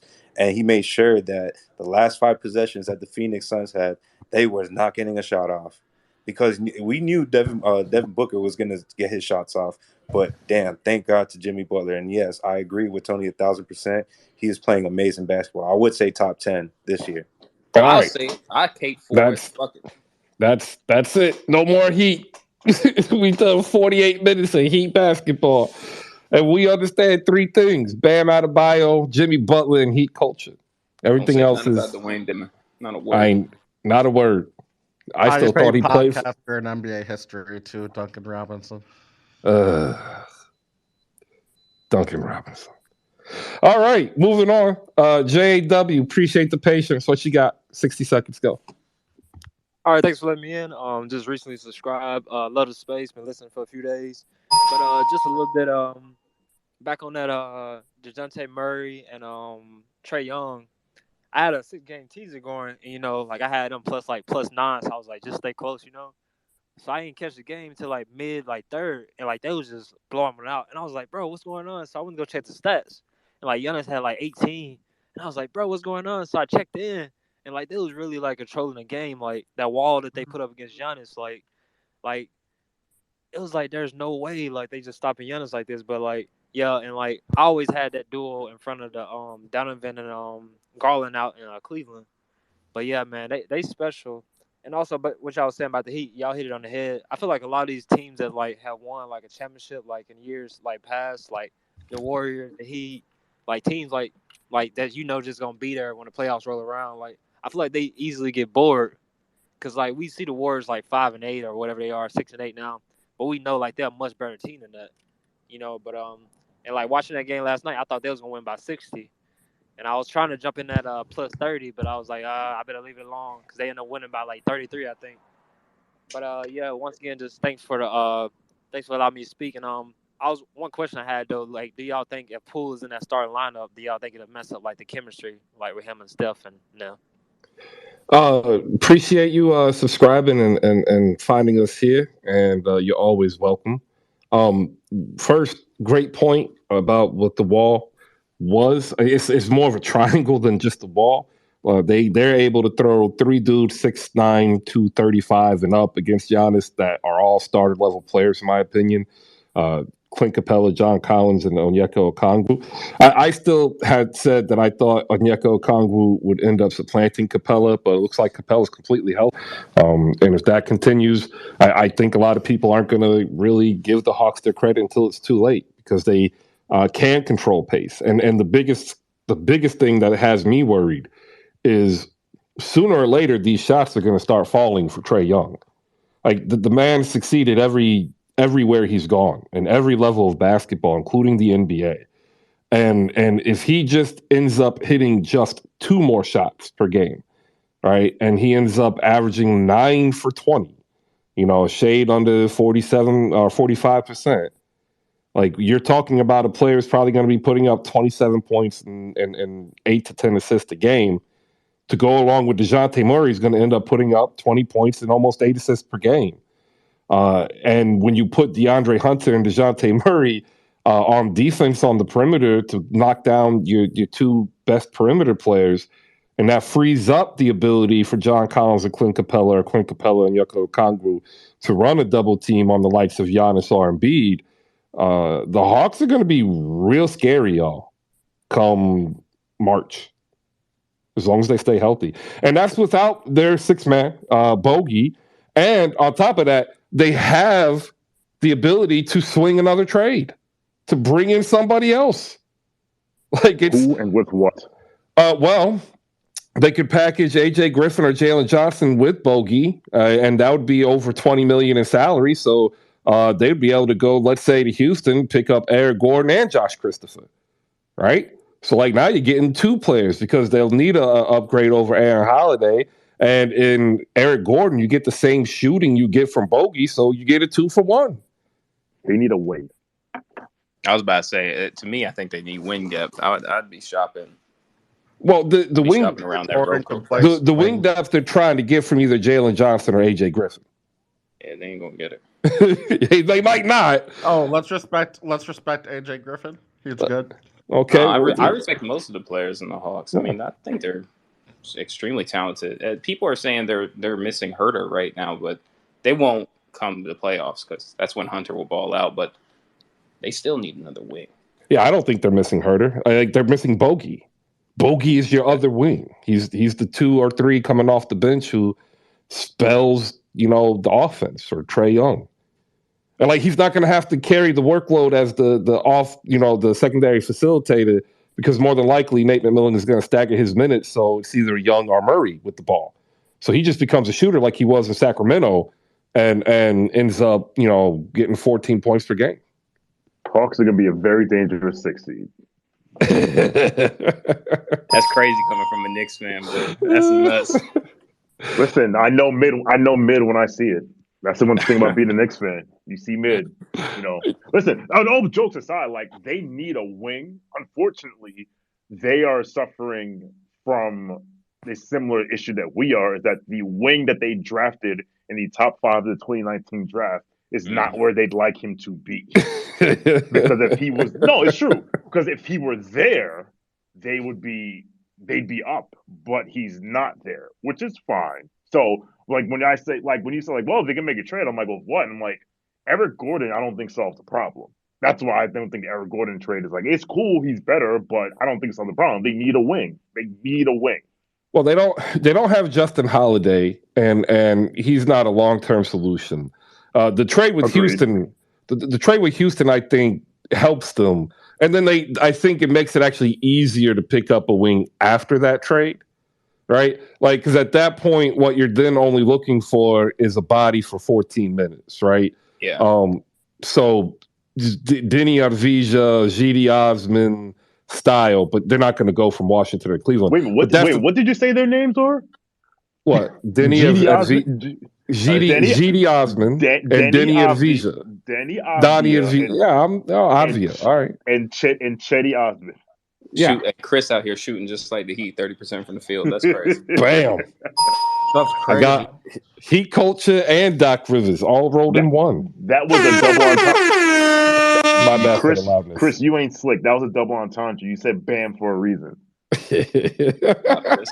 I want you to know I'm back in my Knicks hating bag. I couldn't do it when y'all were bad, because it's not. I don't want to do that. I'm not that guy. But now that y'all are okay again, I'm back. Good. Listen, I'm in my hating Cleveland bag, so I get it. I'm trying to get Jeremiah up here. Sean, close out and let me get Jeremiah. No. Go ahead, Jeremiah. I'm good. Cheers for getting me on. Shout out to Chris. We be having our disagreements about Doc Rivers, but I love what he's doing with his platform, man. I'm a Warriors fan. Listen, last night, I'm not going to let last night fool me. We still have a lot of issues with this team. Too many young players, not enough vets, but I did like what I saw from Jonathan Kuminga yesterday, Moses Moody, and I think Steve Kerr. I hope he was watching the same game we, all the Warriors fans, were. When you have the youngsters play surrounded by other youngsters, they're all shit. It's obviously not going to work. But when they play with the starters, you start seeing the influence that Steph has on them. Kuminga, for the first time in ages, he just took his time. He didn't just instantly run to the rim. He took his time. Sometimes he'd recycle it, and then he'd get the ball back, then decide to attack, and he mixed it up, and he made good decisions. Kuminga can keep doing that. Oh, man, the league's not going to be ready for that guy. And Kerr needs to realize that he can't manage the youngsters all in the same way. So he'll play start of the season. He's just playing Wiseman a shit ton, right? And it's like he's DNPing Kuminga, but you can't do that. Kuminga, from what I've seen, he's just a player that you need to let play through the mistakes. And some players are like that. And if you look at all the young stuff, like look at Paolo right now. Yeah, he's dropping crazy numbers, but there's still obvious rookie mistakes he's making in games. However, he's just going to play through those and he's going to get better. So Kerr needs to. He gives other guys a longer leash than others, and I feel like he needs to reevaluate how he manages our youngsters. Because right now, for me, I'm looking at James Wiseman, and we might as well trade him. We can't not play him. He's taking up like 10 million a year. So it's not a situation where he can just sit on the bench and DMP and do nothing, right? It's either get rid of him for some vets so we can win now, or as they have done, I do commend it. Put him in the G League so he can get minutes and get better. Dude needs to learn how to catch the fucking basketball, and he can only do that if he plays, okay? And next, I want to address something that Tony said. He was talking about, bigging up Jimmy Buckets or whatever. Listen, I hear that. I feel like Jimmy Butler's been playing really well this season. However, right now I feel like the state of the NBA is there is a shit ton of guys who are playing out of their skin who no one expected to play out of their skin. I'm talking about you've got SGA going crazy, Paolo's doing what he's doing, you've got the DeJounte Murray, and Trae Young playing well. There's so many different things to talk about in the league that for me, players like Jimmy Butler and Paul George, who they're not lighting it up, but they're playing extremely well. Better than they have in a couple of seasons, actually, if we're being honest. But there's so many different things to talk about. Look at Desmond Bain. Like, he's going point for point with Jara when they play. It's crazy. There's so many players to talk about. So I do feel like once we get deeper in the season and obviously certain players cool down, for example, SGA, he's going crazy, but he's still a young player, and there are going to be a few games where he's like, and then those will be the weeks where Jimmy Butler will have like 20 points, blah blah blah blah blah blah, and we'll talk about him a bit more. Same thing for Paul George, but yeah, I just think because of the state of the league, some players are going under the radar right now, but I definitely throughout the season we'll talk about them. Do you see what I'm saying, TJ? Do you see what I'm saying? I know you see what I'm saying now. She's down. The thing is, Jeremiah named all the players that are actually good and didn't bring up the dudes that are like doing good that just aren't good, right? But here's my he point. could have brought up Larry Markkinen, but he does not. I forgot about the Jazz. Lowry's in there. But it's like he did it. But he's like, oh, let me bring up SGA, who's actually like been about this for like. But I didn't years think he'd now. be going. No one thought he'd be going this crazy to the point where it's like people are like, "Is he a top 15 player?" Like people, I'm seeing spaces. Wait. See, you're wrong. Doc Rivers did. Just another reason why he's great. But look, here's my thing, right? Not lighting it up. These guys aren't lighting it up. Yes, they are. You're nose blind to it. You're nose blind to it. That's okay. We can all come together and admit our faults. This could be a therapy session. I don't mind being the therapist and putting y'all on the couch. 133 points per 100 possessions. Besides Nick Richards, I'm taking Nick Richards out of this conversation. I'm taking him out. Brother. That leads the league, Nick Richards is taking your argument. Like, it's hilarious. Jimmy Butler is the best offensive player in the league right now. Not lighting it up. And then y'all looking at that like, what? I don't understand. It don't make no damn sense. Player efficiency and offensive rating are calculated by points that you create for yourself and create for your players around you. There is no player better in the league at making points for themselves and the players around them, not named Nick Richards, than Jimmy Butler. Nobody. Y'all talking about not lighting it up. You're just not watching. You're not watching. It's okay. Tony, it's okay. I'm Tony, Moses. this is. I've seen you push a lot of nasty shit on this app, bro. I'm pushing lies right now. Hey, man. Mathematics now are lying. Man, he's got a point, Akil. You just don't want to say convenient truth. I will admit. No, Tony, hear me out. Tony, hear me out. You're right. I'll say this. You are right. You are not wrong right now. I just did not think you would stoop to the levels of this. I respect it though. I respect the hell out of it. Amen. Akil, I'm tired. I'm tired of being an analyst. All the people pushing harder than you right now. I'm tired of being being a columnist, a journalist. I'm dropping all these titles now. I'm just the guy who wants smoke because it's been 5 years, almost 4 years. Sounds like you need to make a diss track then. Honestly, I'll do it too. Cue up the ether beat. Let's go. Let me get Jay the Wakan and the Micah up in here, and then Bakari, the chess prodigy, is joined us on stage. Who will probably try to tell us that we should be worried about Boston for some reason or other. We'll go to Micah first, and then Jay. Pick it up, guys. Appreciate it, everybody. Good morning. Yeah, man. Look, I'm gonna join in giving Jimmy buckets love because as a TJC alum, I got to see his start, which was amazing. However, at the same time, best offensive player in the league, stop it. The best offensive player in the league just dropped 42, 13, and 10. Luka the Don. Let's be real. That's my take. Again, y'all are making straw man arguments. I'm not telling you he's the best offensive player in the league. I'm telling you this is what numbers say right now. That's all. Y'all have your own little arguments. You cannot lie with math. Math is telling you Hey, what it Tony. is. Tony, tell him numbers never lie, bro. Come No, on. I'm not saying that because numbers do lie. I had numbers telling me. Hey, so are your numbers lying right now? That slow mo was the best big to ever play basketball 3 years ago. So numbers definitely lie. Hey, but are these numbers lying then or no? No, I'm trying to impart some wisdom, bro. That's it. I'm trying to apply some context. Y'all want to make my argument and twist it and do whatever you want. That's on you. I'm saying for 3 years, all we talked about is how Jimmy Butler isn't a top 15 player until he does some crazy shit, and then everybody goes, "Oh my God, Jimmy Butler's so good at basketball. We never talk about him." I'm bringing the argument to your freaking nose. I'm in your house. I'm sitting at your table. I'm eating your dinner, and I got Jimmy Butler right there with me. Y'all are gonna talk about Jimmy Butler this real regular quick. season. I do not care. I'm gonna hit this button. I have my own player rater. We're gonna play a game. Where is Jimmy Butler? Is the game. The field are the competitors. Tony is gonna get the smoke. Who has a higher position in the Hoop Spaces player rater? Jimmy Butler or Jaylen Brown? Jimmy Butler. This is anybody on stage. Jimmy Butler or Jaylen Brown? Jimmy. It better be Jimmy Butler. It is. Jaylen Brown. I won't even give you that one. Who has a better rating? OG Anunoby or Jimmy Butler?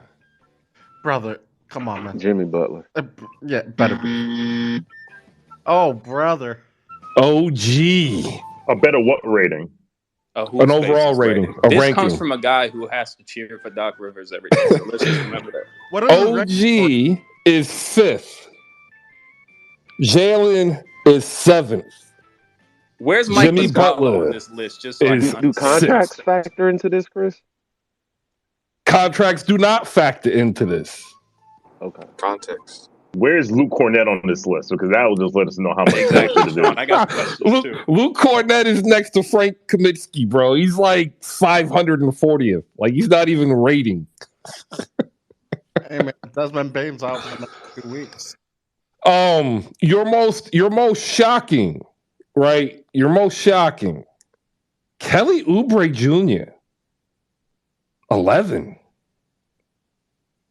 So this is all the players eligible in the league. So like this is a productivity model. This isn't like advanced stats. This is just if you quantify every attributable stat, give it a point, right? A point value, and then you get the sum. That's math. That's my ranking system. You created it? You created your own equation? Yeah, it covers field goal percentage, 3 points made, free throws.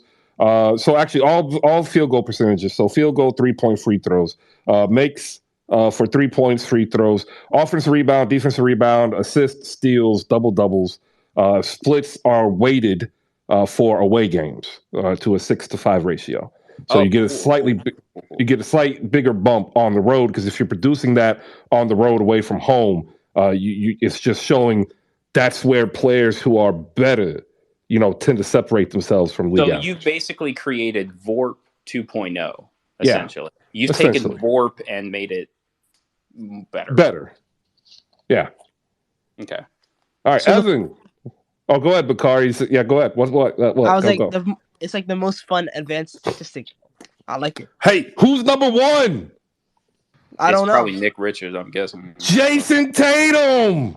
Oh, yes, sir. Yes, sir. I love it. I love this stat. This is my favorite stat. Who's not even in the top 20? Luka. Oh, brother. Wait a minute. You mean you're about to get Jose and Rolo? I'm not a big Luka fan, but like that's crazy. I'm so out on the Mavs, man. I'm so out, bro. They're mid. Basketball team. Y'all telling me you hate watching Christian Wood play basketball? That's crazy. I wonder who could have told you that. Who's the highest rated rookie? Do y'all think? Ooh, Jaden Ivey. What is this ranking again? Paulo. Nah, Sean, it's Vorp, but he waits away it's games, got to be high like Okay. volume games. it's got to be like Keegan Murray. It's Benedict Benedict Mathurin. Mathurin, probably. Yeah. All right, we're Oh, gonna that's go. bias. We're gonna go to Evan Townsend next. I heard that Mathuro. I'm not Yeah, letting we're gonna go to Evan Townsend next. The Project Spurs, year 2 of covering the NBA draft. Appreciate everybody for the levity. Evan, good morning. How you doing? Good morning. Good morning to everyone else in the room, everyone listening. Two things I just want to just talk about. I'm not going to talk about the Spurs too much. Realistically, you guys were talking about the Atlanta trade packages. You're talking about you need a wing. You know, you were talking about another Jalen Johnson. There's another Jalen actually from the Atlanta area. You know, I'm not sure if he renewed his lease at his little store in Boston. Not sure what that trade package looks like. Not sure if the Jays need to be split up just quite yet. But that's something I've been talking about for a while. If Jaylen Brown can find his way back to Atlanta, I think that could be definitely a championship contender. But I'm not sure how that trade package. It'll be around Bogey, around some rookies. Not sure if Boston's going to be desperate enough to do that. But yeah, definitely something to just keep an eye on. Just something I've been brainstorming for a while. Well, they're first in the East. What's the Boston? They're first in the East. Why would they trade this? Like, what? No. Would we? I've been talking about that since last year. Like, wait, Evan, what's the trade? No, it's just an allotted trade package. I don't have one on top of my head. No. What was it? What was the trade you threw out though? Jaylen Brown to Atlanta. For who? Yeah. Well, he didn't have a full trade. That's why he's saying he doesn't have a trade. This is Trae Young going the other way. They're not. It would have to be John Collins, right? I mean, there's no value for Bogey. There's zero value for Bogey. It would have to be JC. What does John Collins even provide to Boston? Al Pick a Horford. roll threat. That's it. We don't want him. He will be a younger version of Al Horford because that's what he is. We don't need that. We're good. But like, we good. Al's the better defender. Yeah, it's weird how good Al is as old as he is, isn't it? Like him and Brooke Lopez are just kind of. The moment they. Well, don't forget Robin. Robin is still in the league too. Yeah, I'm gonna forget Robin, Chris. Thank you. Yo, he's the funniest dude in the league. And Robin's hilarious. I feel like Grant Williams is funnier, but we move. No, Dwayne Dedman cracks me up all game. I still would love to watch him play in Sacramento. Hey, I think that already happened once. I don't want to revisit that. I can't remember. Bad time back then. All right, ladies and gentlemen, we got some more basketball to get to real quick. We have one game that we haven't talked about because nobody watched it, but Jay the Wakandan wants to go ahead and spread the free Jabari Smith propaganda. The Los Angeles Clippers defeated some team from Houston, 122-106. It was not close. It did not look close. It looked bad. I'm sorry I was wrong about the Rockets. Forgive me. Jay the Wakandan, please tell us the Jabari Smith's impact on last night's game. Jabari Smith played 28 minutes and 31 seconds, according to NBA.com. He shot 6 shots. That is relatively bad for a number 2 overall pick. Just in a vacuum, right? I don't care the team. I don't care the what's the word I'm looking for? The contention status of that team. The number 2 pick should not be taking 6 shots. Alperen Sengun played 29 minutes and 30 seconds and took 11 shots. Hooper. Tari Eason played 14 minutes, took 7 shots. Josh Christopher played 10 minutes and 15 seconds and took 7 shots. It's time to free Jabari Smith. Out of those 6 shots, you know how many were 3-pointers, Chris? 4. 5. 4. Oh. So 66 or 67% for those who are super religious. I get it. We don't have to talk about it. 67% of his shots were 3-pointers. Yes, go ahead. I was gonna say I'd love this agenda, but it would be better if like Jabari could actually dribble or like do something. He is a 6'11" He can't man. dribble. He can't. Y'all He's a need to stop trying to base Jabari. 4-man. Yeah. what he is right now is not what he is on a contending team. It's two different things. And he's but I'm also just been in saying the right now he NBA for can't 6 dribble. weeks. He's been in the NBA for 6 He You couldn't gotta weeks. let dribble this in kid live, college. man. No, I'm not talking about dribble. I'm No, saying no, no, I'm no, saying no, this whole no, we no. gotta move. We gotta free him from Houston. It's been 6 weeks. No. Hey, See, Sean, you're a Knicks fan. You don't know what it's like to actually prioritize a top pick. So I need you to sit this one out. again, What when y'all we're doing talking with Obi's basketball, topic? Wow. when we're talking basketball, and your response is, "I'm a Knicks fan," I've already won. No, that's not true. That's not true. Until you fire Tibbs, you're not winning anything. Stop it. No, because we're talking Jabari Smith. basketball, and you're telling me about No, my we're Knicks talking. fandom. I don't see No, what anything has to do with anything. no. What I'm saying is, you have never prioritized RJ Barrett's development, and this is what the Rockets are doing, and I can see the signs of it 6 weeks into the season. So your argument that this is only 6 weeks into the season isn't irrelevant because this can turn into a 4-year thing, a la RJ Barrett. And again, just sit this one out. I didn't use any of your quotes. Relax. I'm still trying to figure out why you don't see him as the Joe Smith 2.0 he is. He's Because Rashard he's Lewis Jr. better. He is not Joe Smith, He's Chris. Rashard He's Lewis Jr. better. Bro, that's He's it. He's a just better Gen. than Joe Y'all Smith. are acting I like can't I'm make my saying Joe point. Smith was bad. Joe Smith had a great career.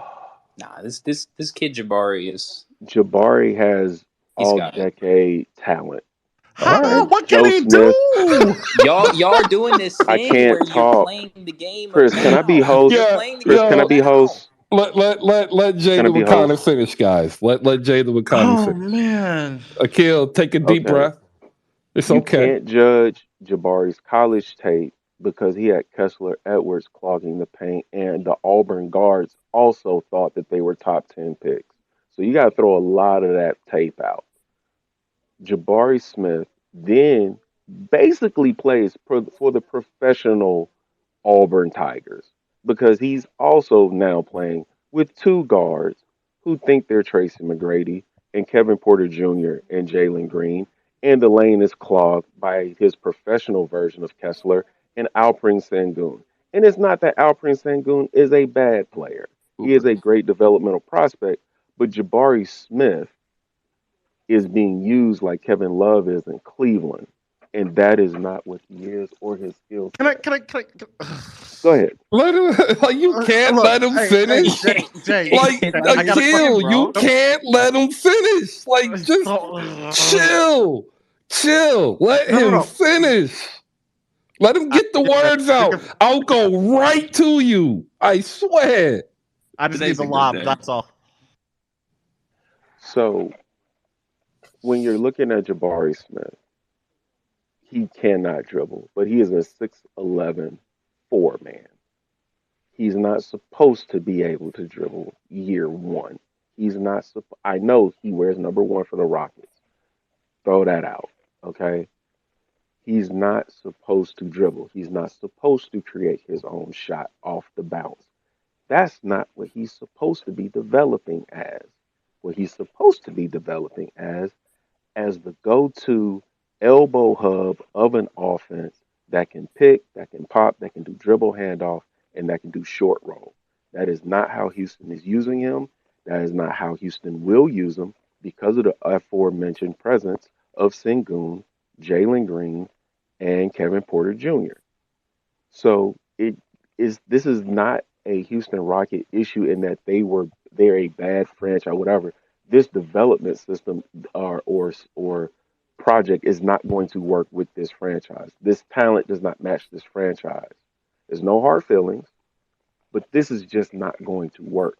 Jabari Smith needs to be freed Well, immediately. how much of that is a problem with Coach Steve Stylus? We'll talk about that after Akil responds. And please, if we can allow Akil to respond with no interruptions, then we can just say, Akil, shut up next time because nobody interrupted you. So everybody, Look, Jay, I'm gonna ask you a question. What is Jabari Smith Jr. shooting at the rim right now, field goal percentage wise? Let me look it up.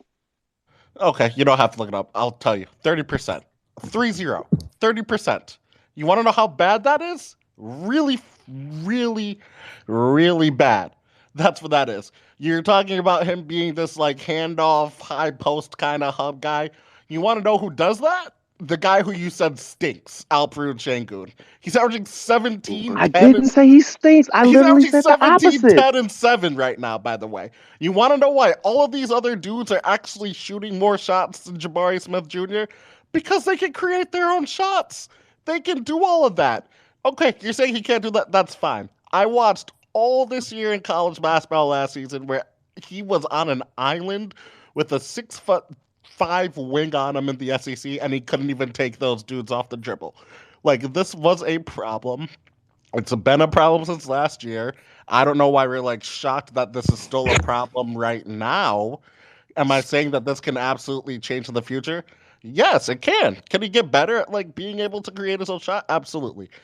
But he can't do it right now, so like none of this should be shocking. Like it's just not who he is as a basketball player right now in this present day.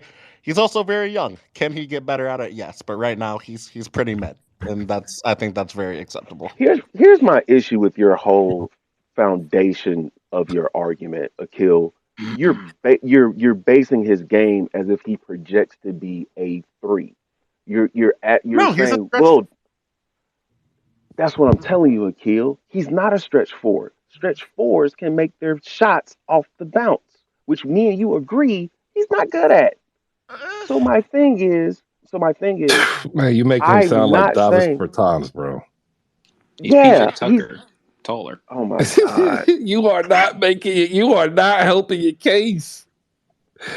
Sean, be the arbitrary, objective judge here, because like I just think he described Davis Bertans and Duncan Robinson. Like, what are we I, I doing? I think what is happening here is that Jay is beginning to experiment with the end in mind. Since he's decided that he is a generational talent, it has to be all these other reasons. Well, you know what? I will use his RJ Barrett example, right? RJ Barrett in our team, we have coddled him. We've said like has the situation been poor? Yes.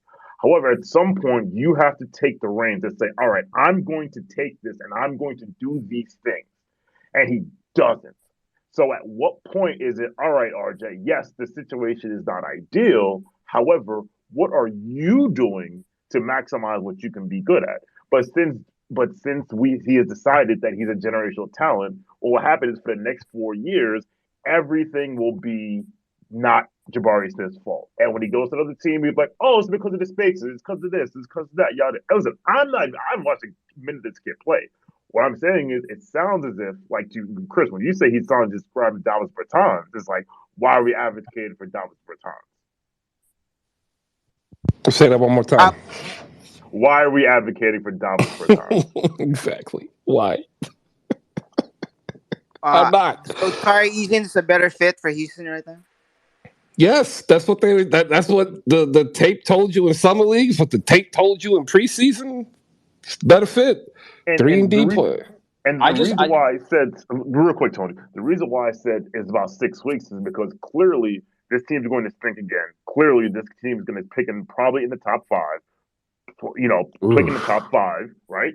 So they're going to bring in somebody else, whether it's Wemby or Scoot or one of Thompson's, whatever. Which means a consolidation trade is coming because you cannot have one of these guys and Jalen, and Jalen Green and Sengun and Jabari Smith and Kevin Porter Jr. Like, nah, there's only one ball, so somebody got to go. So It's one of these situations, Sean, where I feel it reminds me of Dennis Smith Jr. a little bit. Like he just has to go through the adversity. He's going to disappear on that roster. This is the worst place he could have went. And in 3 years, when he's on a team contributing, we're going to all be like we are with Bol Bol right now, even though I still see the weaknesses in Bol Bol's game. I don't think you can people are talking about making him a starter. You can't put him in a half court offense, especially not in the playoffs. But people are thinking you can, which is, I mean, do that God bless him. at your own. Yeah, God bless you. He will get zero respect in the playoff. Jesus Christ. God bless you. But he's contributing and he has a role. And I think that in 3 to 4 years, Jabari Smith is that same guy, but he has to keep his head because it is not going to be a fun 2 years for him. It's got to be about him, and he's got to focus in. Real quick, another comparison that someone had floated to me was Mo Bamba. Take that as you will. Thank you, everybody. Getting ready to come up in hour 3. I want to thank our sponsor, Slam Goods. Head over to slamgoods.com. Use promo code HoopSpaces to save 15% off of your entire purchase. I'm highlighting the hats because it's cold, and I don't know about you. I have a kid, and he steals my hats. You know, not the fitteds, but the hats that keep your head warm. And like they just disappear, like they run amok, and like gnomes take them. And you never know where gnomes end up with your hats. It's like socks, they just disappear. So if you are like that and you need a replacement hat, you know, you can head over to Slam Goods and pick one up using promo code HoopSpaces to save 15%. If you're down below and you want to get up, do us a favor, like and retweet the Hoop Spaces review. That is our daily newsletter written by yours truly here. We're going to actually bring in some more people from the community. Malika Walker's working on a piece about Bernard King. We're talking to a couple other people, potentially adding their voices as writers for the website and the newsletter, and it's absolutely free, right? So if you ever miss a game, which all of you have missed games, like it's just the truth. None of you are in the position that I'm in where I can spend 6 hours a day watching basketball. Check it out because you'll stay up, man. Like you're never gonna miss any of the action. You'll get the news and notes to people who are covering the NBA without having to go to 100 million different places. And you'll also hear like the voice of other independent creators coming aboard, doing their YouTube videos, doing their regular spaces, and doing some phenomenal content offline as well. Jay the Wakandan is up here. John is up here. Tony Schwartz, NBA, Akil Bakari, CJ, and Micah. Again, everybody who's had their hands up, do us the favor, like and retweet the very top tweet to make the stage. We'll go to Jay to close us out on this last of the Jabari Smith propaganda as we say peace out to Sean with the W. 2:05 p.m. tomorrow. Get a taste of New York with Live from the Mecca right here on Twitter Spaces. Jay, go. All right. Can we all objectively say that Utah is a good team? Yes. Yeah. Do Yeah. you know what team gave them their first loss of the season? Houston Rockets. Here we go. The Houston Rockets. You know why they were able to beat one of the good teams? Jabari Smith Because was probably Jabari Smith was center. He wasn't the four man. He had 10 shots, only 5 of them were threes. He hit 6 of 6 free throws. He put up 21 and 9 and was a +2 in the box score. So When don't was that tell game, me though? the date on this game. Was it their first game, second game? It was Because October 24th. that's the problem you have, right? Like no tape, dude was open, dude made shots. But since then, it ain't Also, been pretty. But since Sengun then was he not hasn't playing been the that game. 5. But that's There my was no point. Sengun for that game. But that's Yeah. my point. They beat a really good team without Sengun at the 5. Jabari Hooper. Smith was at the 5. That's my point. I think he doesn't fit honestly with Kevin Porter Jr. and Jalen Green because neither Kevin Porter Jr. or Jalen Green are going to get him the ball where he needs to get the ball. Exactly. Which is why we just So need to free is Jabari Scoot gonna Smith. be the solution for that though? Well, No, Sengun but see, the Sengun's game is different. Sengun is also an elbow hub. So Sengun is a phenomenal passer out of the post, better than Jabari Smith, has to be said, better and rebounder too. he's a better rebounder too. And so what you have is what Chris always says, since we have to like give copyright information in quotes, um, is that in your starting lineup you don't want duplicity or redundancy, right? And Jabari Smith and Sengun are painfully redundant for the Rockets. And so, yes, Tari Eason would be the better ideal four man in that starting lineup because his game is more catch and shoot 3 and D combo forward. So again, this is not a knock on Silas. This is not a knock on the Rockets organization. This is just a square peg and a round hole development wise. Free Jabari Smith. But there is a warranted knock on Silas, right? Like in year two, there should be some measured improvement. We can still expect a bad record. They are one win more than they were last year at this time, They're not running an and they're offense, Chris. They're not running an offense. It's just my turn, your turn. We're gonna set a yeah. pick, But like flip they throw have a a head coach, grenade. bro. Like isn't that what the coach's supposed to do? What's Do he they supposed to have do? a true point guard first? Yeah, his name is No, Kevin Porter Jr. no, no. They do not have a point guard. They have, they have. They have three guards who are all the same. They have Kevin Porter Yes, Jr., Jalen Green, and yes, Josh Christopher. Tony, hop in yes. here real quick. I was just like, what's Silas supposed to do? Honestly, like, what's the directive from up top? Where is he? Who? What? He didn't even bring in his own staff, right? He took the job and kept the staff that was I there. believe, I believe that's correct. So it's like I've Outside never of understood. Lucas, Go ahead. I'm sorry. no, I'm just saying outside of Lucas, I think, but Lucas may have already been there too. I'm just confused as to what the plan was when he took the job, what the directive was. He's still coaching there for a reason, even though it's been pretty inept. So I don't think that you get and keep that job unless this is all part of the gumbo. They why try and win basketball games right now? Oh no, What's the I I purpose? I understand, but like you can still like not turn the ball over 20 million times. I don't Yeah, I don't know if like, those kids can. I think that's their only way of playing basketball. but see, Mm. but like Chris said, that's not coaching because, like, so for example, Orlando runs an offense. Like, yeah, Apollo or Franz is going to get that top of the key pick, but then they do that 3-man weave action. There's an off-ball baseline cut. Sometimes the second action, some kind of way, magically, pun intended, flows into a horn set as their secondary They action. stole that from us, by the way. Yeah, fair enough. But there's something that they do when you watch Houston games, which I have, unfortunately. I can't get that time back.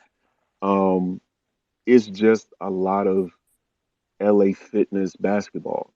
It's kind of what the Hornets were doing last year with Melo. It's like we're gonna set this pick and God bless. After that, just get open. It devolves into backyard YMCA ball, and that's not a development thing. That's not how you develop young talent like Jalen Green, like Kevin Porter Jr. You have to run an offense so that when they go away in the summer, they know 70% of my shots are gonna come from these four spots. I That's don't All why right. think Maxi. That's why Maxi was able to get so good, is because Doc Rivers is such a great coach that he put in the offensive system that allowed Maxi to oh go to the summer and Jesus. say, "My shots are coming from here." I He's think that he's we're working the we're system, Tony. we're wait no he's not. We're weighing this in complete I think we're weighing this completely different ways because what was the first quote I can remember out of Steven Silas when he was hired was we want to try and be physical defensively first. Right? That was this first year and he talked about defensive physicality and trying to set an identity through defense. I've not heard a single word about that since. Because he has a team that doesn't have any defenders. But I Didn't don't. wasn't They Christian Wood also in are that team? trying to lose, man. Why is he coaching? Like this has to be purposeful. Otherwise, they would have fired him a while ago. Well. The So only What's player first, that the wants point to of play deep. firing him? Because this team is clearly not gonna contend, and they're trying to figure out what works. This is like sort of like the OKC model. don't But forget the Tillman my point Fertitta is the owner. So like that's why you exactly. ain't fire him. Like And see, this is my point. I'm not trying to say Jay's wrong. Jay's 1,000% right. They're not doing anything to develop these assets. It's mismanagement. It's mismanagement because you have guys, you're trying to tank and get more guys, but the guys you have that you're getting have no career projection, have no path. So they're going to turn the ball over 20 times a game, yeah, because that's what they do. And there's nothing else they can do. But I don't think it's fair to go to Steven Silas and be like, damn, this is your fault as a coach. This I feel crazy mismanagement. I believe that this is also kind of Nick Jabari's not at fault here because Houston was not supposed to be picking this guy, and he just fell into their laps because they got tricked by Paolo that supposed to be going there, right? So, well, it's really just they didn't need to, but they didn't need to trick him. They were going to pick him No. first. Like there's no trick there. Like they got caught with the wrong pick because their team is centered around three guards or two guards who do the same thing. The music's playing, and I'm doing that because I get to tell you that today's episode is brought to you by Thanksgiving. It's just around the corner, and we have to have an honest conversation No, about we don't. Not about Thanksgiving. mashed potatoes, but we do about something else. Y'all don't like mashed potatoes, right? but Reason before number 143 that mashed potatoes are overrated. All y'all like is salt and butter. Look at the picture up there now and tell me I'm wrong. They got a little rosemary in there. What's that? All Delicious. you want are skinless French fries doused in butter and salt. I've come to this is where I'm at with you and your food takes. I realize that we're from two different worlds, Chris. That I sometimes get tax refunds. I get tax refunds as a worker. I don't, I'm not doing too hot. And I think you pay taxes, Chris. I really do. And I think that is the difference between us and some of our food takes. Because this mashed potatoes hate has been a year-long development for you. And it is absolutely disgusting how many people stand at your front door and say you're wrong, and you just keep doubling down on it. It's Well, nuts. they're not standing out my front door telling me they're wrong because they know deep down they don't really like the mashed potato. That's not true. They love it. But we can do this one. But I have smoke for human beings in 2022 who are still eating baked bread and calling it a staple. The stuffing craze has to stop. Y'all have American consumerism has y'all in a goddamn headlock. Y'all buy stuffing and eat it one time a year and then tell me it's your favorite side dish at a Thanksgiving table. This is insane. Insane. Well, first, I eat stuffing more than once a year because stuffing is delicious. Way more complex than butter and salt and some boiled potatoes. Nonsense. How am I wrong? Way more Nonsense. complex. I understand this take if you were an 18th century commoner. Oh my God, the bread is baked. That is insane. This makes total sense to me. But in 2022, when we have air fryers as our primary oven utility, you can make so many other things. So many other things. You can't just sit here and tell me that stuffing is more complex than a mashed potato. When you can get some of the skin in with it, it's lumpy. Everybody loves a lumpy. All right. Not too So lumpy. It's first just a off, little lumpy with a little bit of skin in there. Oh my God. if an air fryer is your primary means of cooking, The you oven are needs to not die. cooking. Nah, You the are oven just needs to go. heating something up. All right. We Like should have replaced Whoa, ovens whoa, a long whoa, whoa, time whoa. ago. As a physics major, what you're not gonna do is talk down on air induction. Thank Okay? you, Jay. okay, I will talk down on air induction No, because in the culinary world, all you're doing is heating something up. CJ, but that's see, all you're he doing in pays the oven. taxes. He What's the wants to difference between sous that and an vide electric everything, Jay. oven? No, no. What's the What's the difference between the difference air? between that and an electric oven? Actually, Yes. I'm glad you asked, Jay. So imagine if you were going to make coq au vin, right? A stew with chicken and herbs and root vegetables. You get your Dutch oven out, you got your chicken going, right? You will get a better finished product in the oven than you will from an air fryer that is literally designed to be a knockoff food warmer from Starbucks. Like, you want to give me that? Cool. That is an air fryer. These little things they make y'all pay $60 to $200 for ripping you off ain't nothing more than like a $30 Black and Decker toaster oven with a fan. I've Okay, made some first of some all, delicious bread. A Dutch oven ain't nothing but a deep cast iron skillet. You're just Talk to me. multiplying the cooking surface area. let's not do this. Which Okay. is important in traditional, actual cooking, not reheating food with a If Just 30 because you I can watt take a Black bunch and of Decker if ingredients and toaster put them in a oven. pot doesn't make the food better, Chris. You can't say something's in a crock pot is better than what's coming out of an air fryer. You can't. I can control an air no, fryer. I can get the right temperature, internal, external, the whole thing. All you're making is cheese dips in these crock pots. Stop lying to the people. Stop it. First off, if you are making a cheese dip in a crock pot, that's a you thing, right? Like, shout out to you and your buffalo chicken dip that you think is the greatest in the Thank world. God Like, you're talking about this. I'm so tired of y'all showing up with some buffalo cheese dip telling me you're helping. You're not. yeah, You did you're a nothing. not. Dutch oven, a Dutch oven from a physics perspective and an air fryer are using the exact same principles of heat transfer. It's just one is using air and one is using the internal energy of once you heat food up. It's the same physics. I'm very confused. Well, you are. You actually are confused because I'm not talking physics. I'm talking cooking. I also, by the way, have smoked for electric ovens in 2022.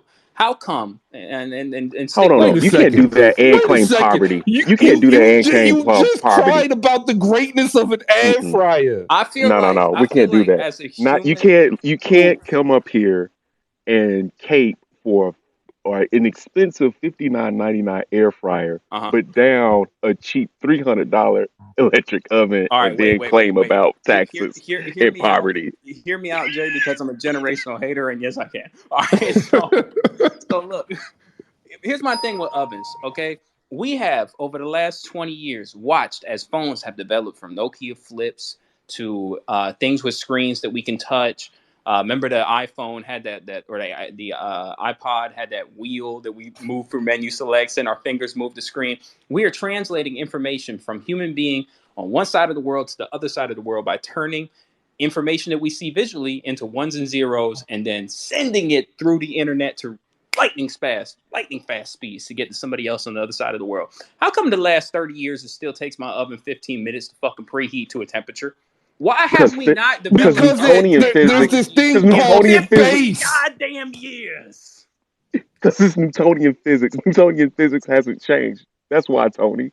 You Th- want to heat your oven up, yeah, increase the amperage. thank you. Like, it's not. This This is is some why I'm bullshit. arguing with Y'all over Jay. here with physics and mathematics. I'm saying change. Give See, me an atomic oven then. Where J- is the technology, That's called a innovation with microwave. ovens? What are we doing? That's literally called a microwave. that is that's literally a microwave, bro. I'm not Like, here for reality. I'm here for slander. all right, look. I understand what Jay's making the argument, and he's confused because normally, once approached with the scientific argument, I will, remove my argument. There is a method to science and cooking that is separate from the science of academia, right? That's what it gives it its culture. So I can't explain to you why cooking a cocavine in a Dutch oven is phenomenally better than an air fryer. That's what we call the eye test. Make both and make your mind up. And I'm telling you right now, Everything I'm can't gonna be hit sous this vide, button. Chris.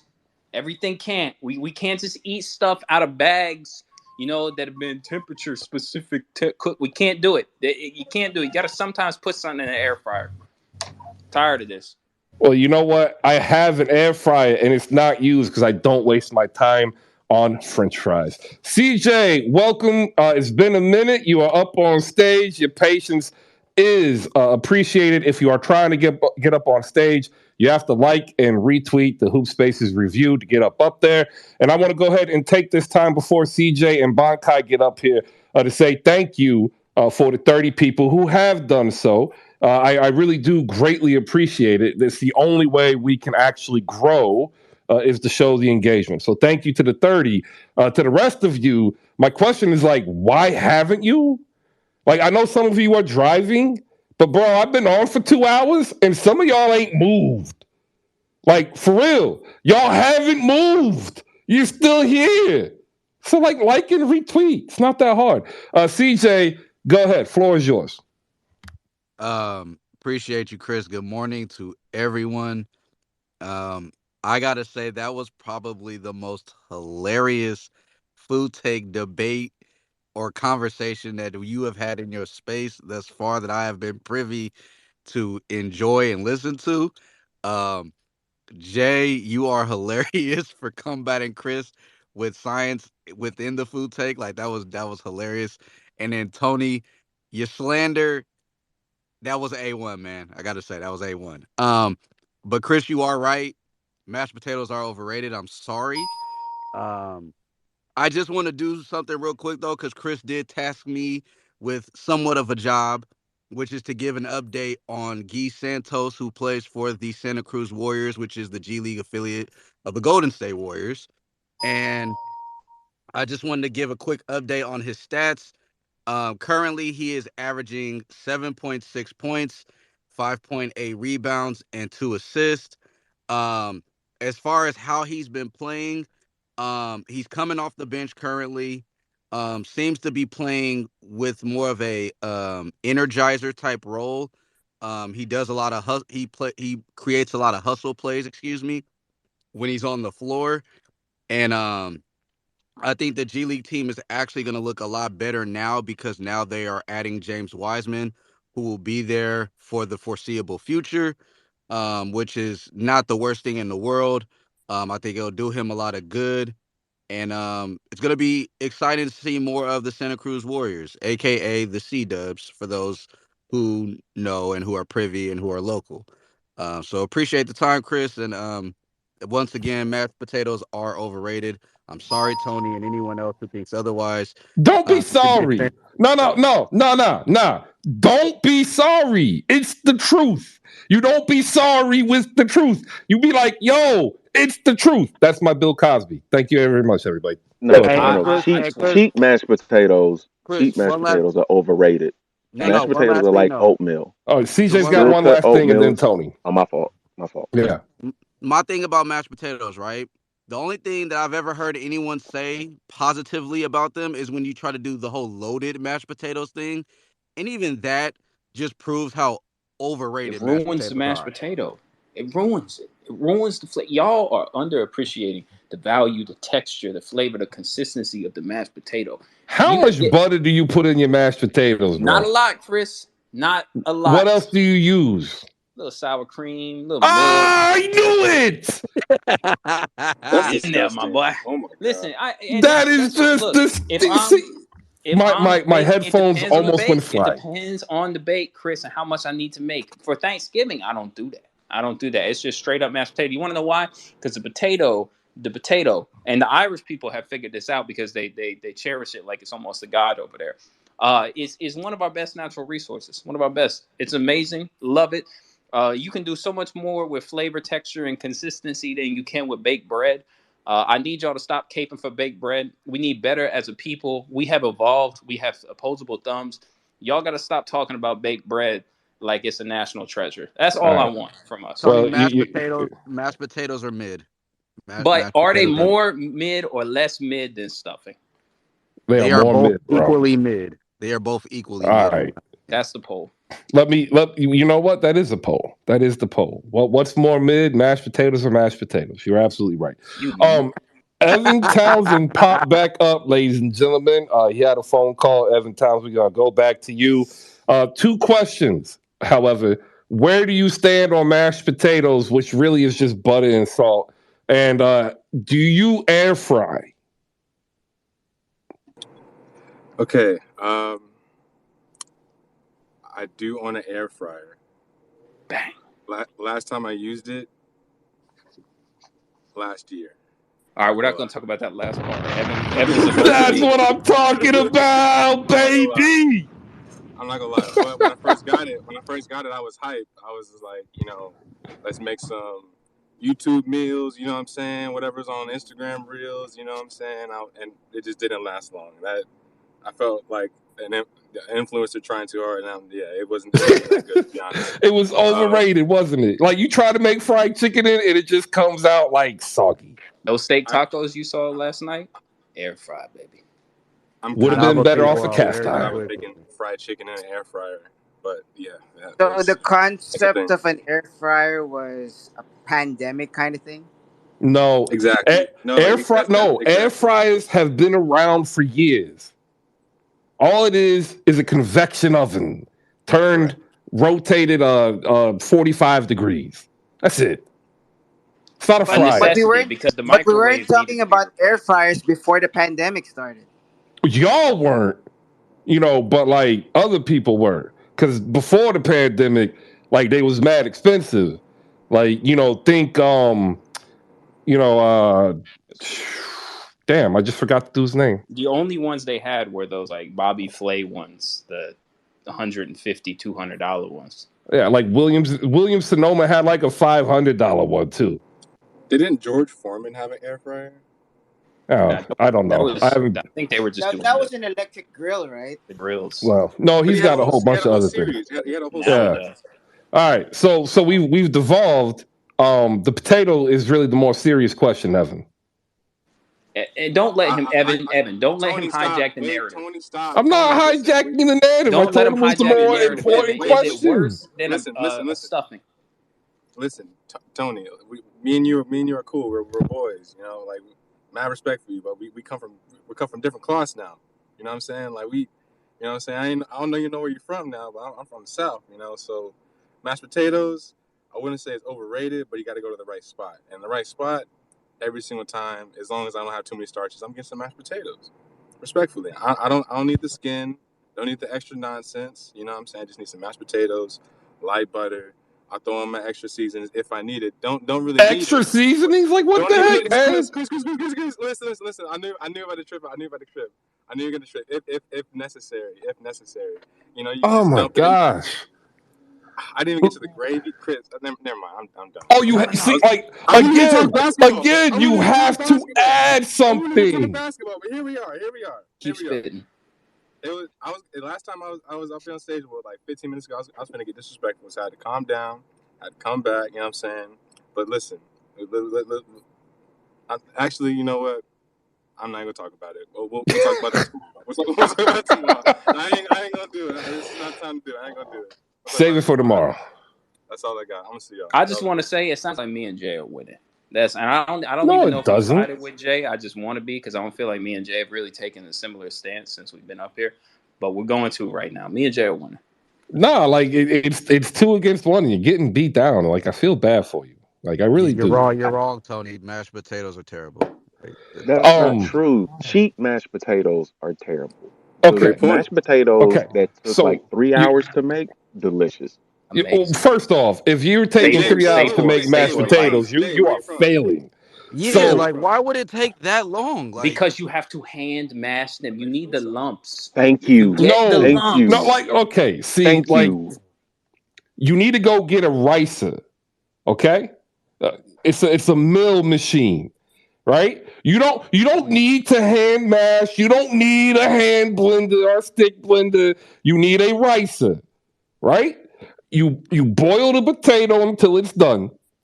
You don't overboil it, and you put it through the ricer, and you turn the mill, and it mashes the potatoes. Like that is the ultimate goal and consistency from the father of cooking over 200 plus years. That's the gold standard, and it's mid. And we made it worse by adding 3 pounds of butter and like 5 tablespoons of salt.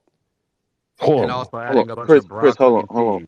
on. This father of cooking, what's his name? Escoffier. And he's European, I assume, correct? It's French. That's in Europe, right? Wow. Very good. Yes. Okay. So is he of the descendants of the Caucasus Mountains? Well, actually, technically, no. He was a Frank. Never wanted to go Okay. there, All but right. Let me ask this question in a different way. If he would have a time machine and transport to 1948 Birmingham, Alabama, Well, okay, would yeah, he have sure. issues? Yes, he would Okay. have issues. He couldn't speak English very well.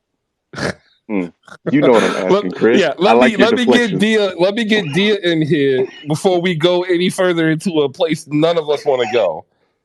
We're also welcoming Jasmine up to the stage. We have basketball to talk about tonight. We can talk about any of the games that we saw yesterday. You can again tell me that I was correct about Jordan Poole. All of this will be greatly appreciated. But we're also talking mashed potatoes and air fryer because once again, like we need to be better. Like we need to wake up every day to take the one step better, and we just have to have this honest discussion, right? Need to Y'all be more make these mashed responsible with your potatoes. platform. Y'all make these mashed potatoes, and like y'all end up putting in a full stick of butter, extra salt, and like that's it. If you take that out, you wouldn't eat. You'd get like one spoonful with a little bit of gravy. We'll go to Dia, get her thoughts. Bonkai is up here as well. So is Jasmine. Thank you, everybody. Good morning. I just want to say I've been in here for like 20 minutes trying to get into the city, and like have yet to hear one mention of basketball. So I think you have to change the name of this space to Potato Spaces or something. But I want to know why no one's talking about ranch dressing in their mashed potatoes. Did no one else stop Oh eating them that way? gosh! Wait, That's why would I put paste with black specks in potatoes? Like look. the mashed potatoes are bad enough as it is. It's Like funny First of all, because Chris. First of all, Chris, ranch when dressing I was was a invented by a kid, black guy. Let's not it's get this. still paste, bro. Ranch It's is great. horrible. It's when I was great. a kid, my mom was really sick, and so even as a kid, like I was kind of taking care of myself. I didn't have brothers or sisters or anything. And what I'm realizing is that little me could only reach so many things, and so that's how I ate my food. And I thought it was normal. And the more I hear people talking about how they eat their food, I'm realizing it was not.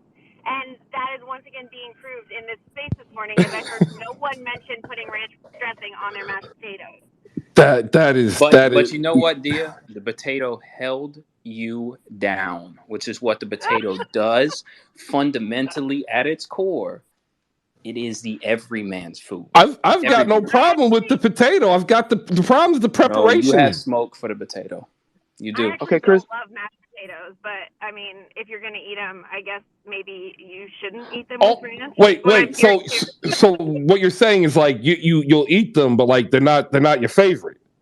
Yeah, I mean, I spent years in the wedding industry, and so like they were kind of a Bing. staple because they're at every wedding ever in the history of the world. And so Foundational. I like when you're working all day and you have a minute and you don't know what the hell else you're eating, the mashed potatoes are kind of like it's going to be solid, you're going to be able to stomach it. But yeah, I mean it's definitely not something that's going to be like my choice, and it's definitely more butter and garlic than potato. All Oh, I thank heard, you, Damn, Dia. all Dia. I heard, Damn, why did you have to all kill I it at the end? no. Watch this, Tony. Watch this, Tony. All I heard was the majority of people on what's advertised as the happiest day of your life need mashed potatoes to begin it. Well, Bang. actually, what you heard was that weddings are so expensive that they could only afford the mashed potatoes, which are But oftentimes out of a box You in know those what else and they settings. could afford? You know what else they could have afforded, Chris? Cinnamon Toast Crunch, but they didn't do it. They went They mashed didn't do it. potato. Well, that's because Bang. it's a Cereal in the wedding and it's bag, They not the could. bro. proper They were so place. broke. Where's the We're gonna let Dia go. It's a wedding, Jay. They're not gonna have human dry pet food. Dia, go ahead. I've actually seen cinnamon toast crunch at a wedding, for the record. Also, I think that Because it weddings, makes people happy. weddings, weddings, the people who are having mashed potatoes at their wedding, likely their food was not their biggest priority. The people who are foodies at their weddings, that's usually not on the menu. But Exactly. that comes from a decade of shooting weddings. I don't know about weddings now. It's been a while, but anyway. When you're ready Nothing's to talk changed, about Dia. basketball, I'm gonna just mute myself and wait till you want to talk about the number one team in the West. So Give me two people, and we are going to go right to the Portland Trailblazers. Next up, we'll get Jasmine in here, and then Bankai's been patient, and we'll get Bankai's thoughts, and then we're going to go to basketball talk, talking about the Portland Trailblazers and what awaits us tonight. Jasmine, do you air fry and mashed potatoes? Where do you stand? Okay, can you hear me? Because I'm in the car. Yep, we got you. y'all cannot cook. Y'all be eating slop out here. The disrespect to mashed potatoes, I can tell y'all are not from the South. This is Talk some about it, Jazz. northern slander. Like, what the hell is going on? No mashed potatoes? None whatsoever. You got country style. You have garlic mashed potatoes. You have regular mashed potatoes. It's a variation. It can go on and on. But I am not a fan of this. I don't know what y'all be eating at Thanksgiving because I don't eat dressing over here. That's disgusting. Let's talk about there. Y'all talk about mashed potatoes, mashed bread, and y'all still eating that dry crap with breadcrumbs in it. It doesn't make any sense at all. But we're not gonna slander mashed potatoes. And I just came to say, yeah, Brody or die. Jasmine, I hope you're having a blessed day. I hope that the light of the universe shines so brightly on you today. It You is. just Thank you making so great much. takes. Great takes.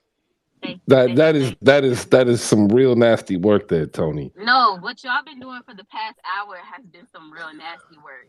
I couldn't be in y'all kitchen. Y'all don't like air fryers. Y'all don't like ovens. What do They y'all cook out of? Well, what What do y'all happened was I eat? cooked them Wait, so what? bad. I cooked them so bad in the Jabari Smith argument, they had to deflect all of their They're food. angry. They're angry, Jay. Dang.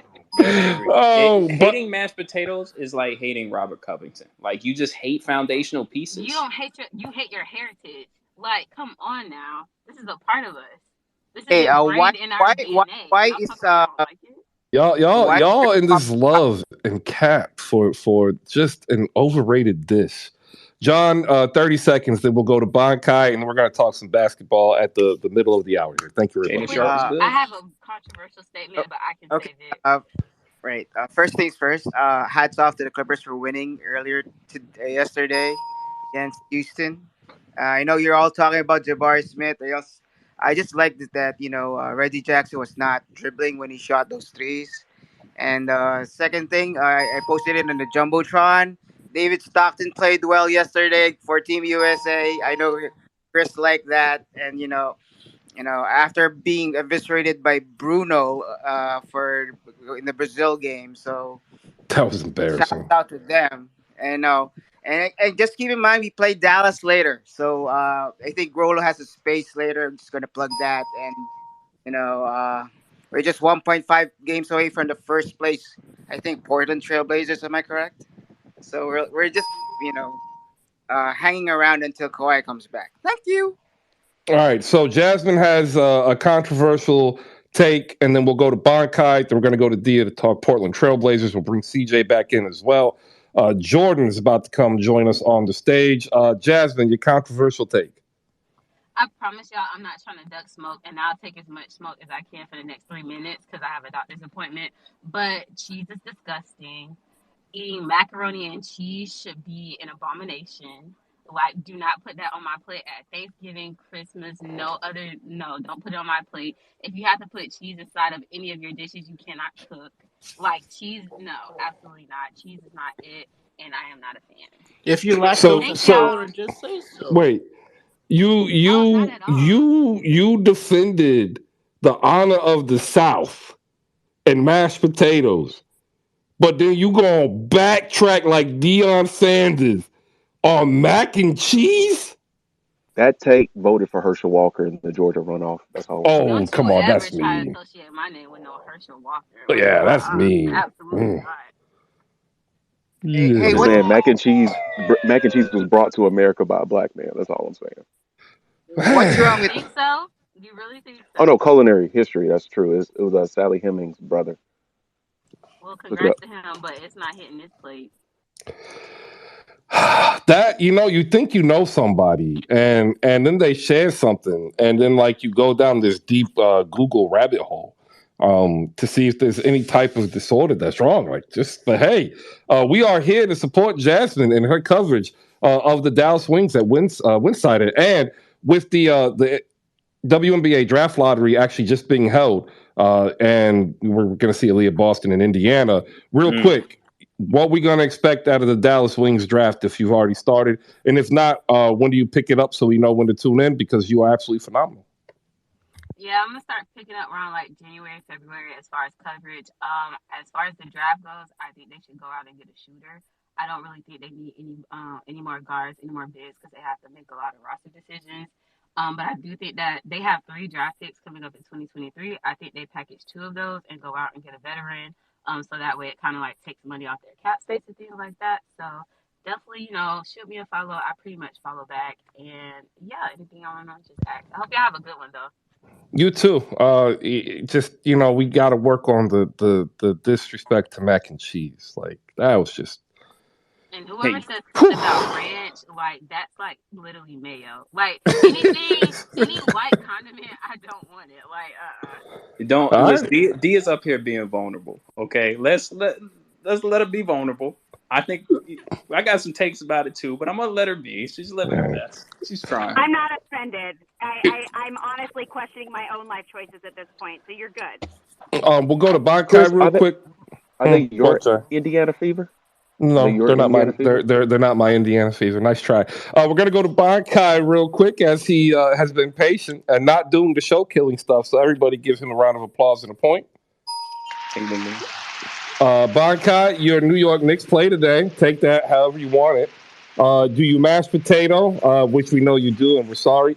And do you air fry, which we know you do, and we're sorry. How you doing? Yeah, good afternoon, Chris. Good afternoon, everybody. Shout out to Jay Nicky, Jay from Florida, Wholesome, my Nick guys right there. Respect to them. Jay Nicky doing it big, man. He's gonna blow up soon. Yeah. I mean, he kind of Dope already has. graphics, man. Oh no, I mean bigger than that. Oh, yeah, for sure. He does good work. No, he does. But I do air fry. I do mashed potatoes. I wanted to say, love you, bro, but your food takes are trash. I'm sorry. Just had to point that out. The Knicks play tonight. I'm not looking forward to it because we're playing in Utah, playing against Jazz. Very good team over there. And we might get blown out, to be honest. the way we've been playing defense, we might get blown out. Yeah. And like I said, five-game road trip out west. I definitely think this road trip decides Tom Thibodeau's fate. I agree 100%. And as I said, I am sorry that you do mashed potato. It's just bad. So many better choices to do with the potato. There's just so many better options. All right. Appreciate you, Bonkai. Stay up here so we can get your thoughts. Next up, though, we're going to go back to basketball. We'll talk with Dia and talk about the first place Portland Trailblazers, who return Damian Lillard tonight against San Antonio. 10 o'clock Eastern, 7 p.m. Pacific. And I think what we understand is Chauncey Billups is a better coach than a lot of us gave him credit for, especially seeing him struggle at times last year. I'm one of them, and he's got Portland at 9-4 and playing inspired basketball as opposed to pretty much what we'd been kind of used to for the last 7 years, which seemed to be like the same thing over and over and over again, even though at times it didn't work. Dia, congratulations on first place. Talk about your team. Did we think that I would be having this conversation this season? I actually did. I always do. But I actually think the thing about Chauncey is interesting. I'm not arguing that he's not a good coach. I think he is. But I would argue that this is a perfect example of why coaching is not the only thing that matters. You can't coach a team that isn't teaming. And so the front office has done, the front office has done a really good job since they removed Neil last year and started paying attention to who they were bringing in. If you look at the hires into the front office over the last year, they're quality people. They hired somebody that was essentially responsible for drafting Shaden, which is, has been a big move for the team. He's been a big piece of what's happening, and I think these are things that we have not seen in the past. So I do credit Chauncey. I think he's doing a good job, but I also give a lot of credit to our general manager who has really turned it around. I give a lot of credit to the team who is, on paper or by name, a team that you would probably not give this much credit to, but they have chemistry and they gel and they mesh and they work together. They've got guys that are just kind of Swiss Army-nized players where they can fill in and play a lot of different roles. And for a team like the Trailblazers, who historically struggles with injury, that's huge. We've had key guys out We've had Dame out, we've had Ant out, we've had Nurk out, we've had lots of our main guys have been out at different times this season, but we have continued to play well because we've got a deep enough roster and guys that are talented and versatile enough that they can fill in and continue to keep that up. So I'm high on this team every freaking year. We were basically playing with, our roster last season was depleted as hell. Obviously we basically were tanking. And even then I was like, well, you never know, it could happen. So I'm always going to be,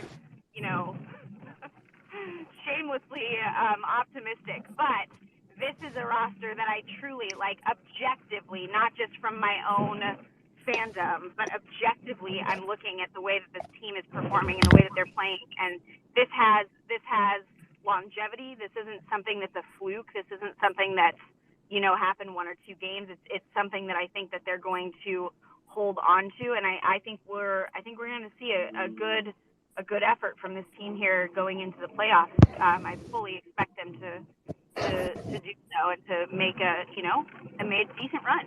So I'm excited. Yeah, no, I am too. I think they are phenomenally coached. I think he understands how to maximize the players like Josh Hart, who he's produced everywhere he's gone. But the way that Josh Hart is playing kind of harkens back to his Villanova days. Jeremy Grant has bought into not being the number one option, and he's been rewarded with trust from everybody. There are times where every player will defer because they understand that Jeremy Grant best works when he needs the ball, where he feels he can be successful. Anthony Simons has continued his torrid pace of scoring from last year, averaging 22. He's actually leading the team. And the killer part, well, that's with Damian Lillard only playing 8 games. Damian Lillard's accepted the fact that he is now having to lead differently. And I think what we're seeing is a very poignant maturation in Damian's game, understanding that Father Time is coming around the corner and he needs to learn how to adapt his game to get better team success. And he's having a couple of games, by the way, where he's normal. Don't get me wrong. But what I think you're going to see is a more seasoned Damian Lillard. And I think that spells trouble for the Western Conference. All right, we're going to go across the room real quick, D, and we'll give you the final word. Question for me, buy or sell the Trailblazers. We'll start with Tony. We'll go to CJ, Jordan, Jay the Wakandan. After we're done with the Trailblazers, we're going to set up for tonight's games. We'll talk some Mavs real quick as well. Tony, go ahead, take it away. Buy. They're a team that's generating almost 1 point per possession in every type of action, post up, pick and roll, definitely off of drives.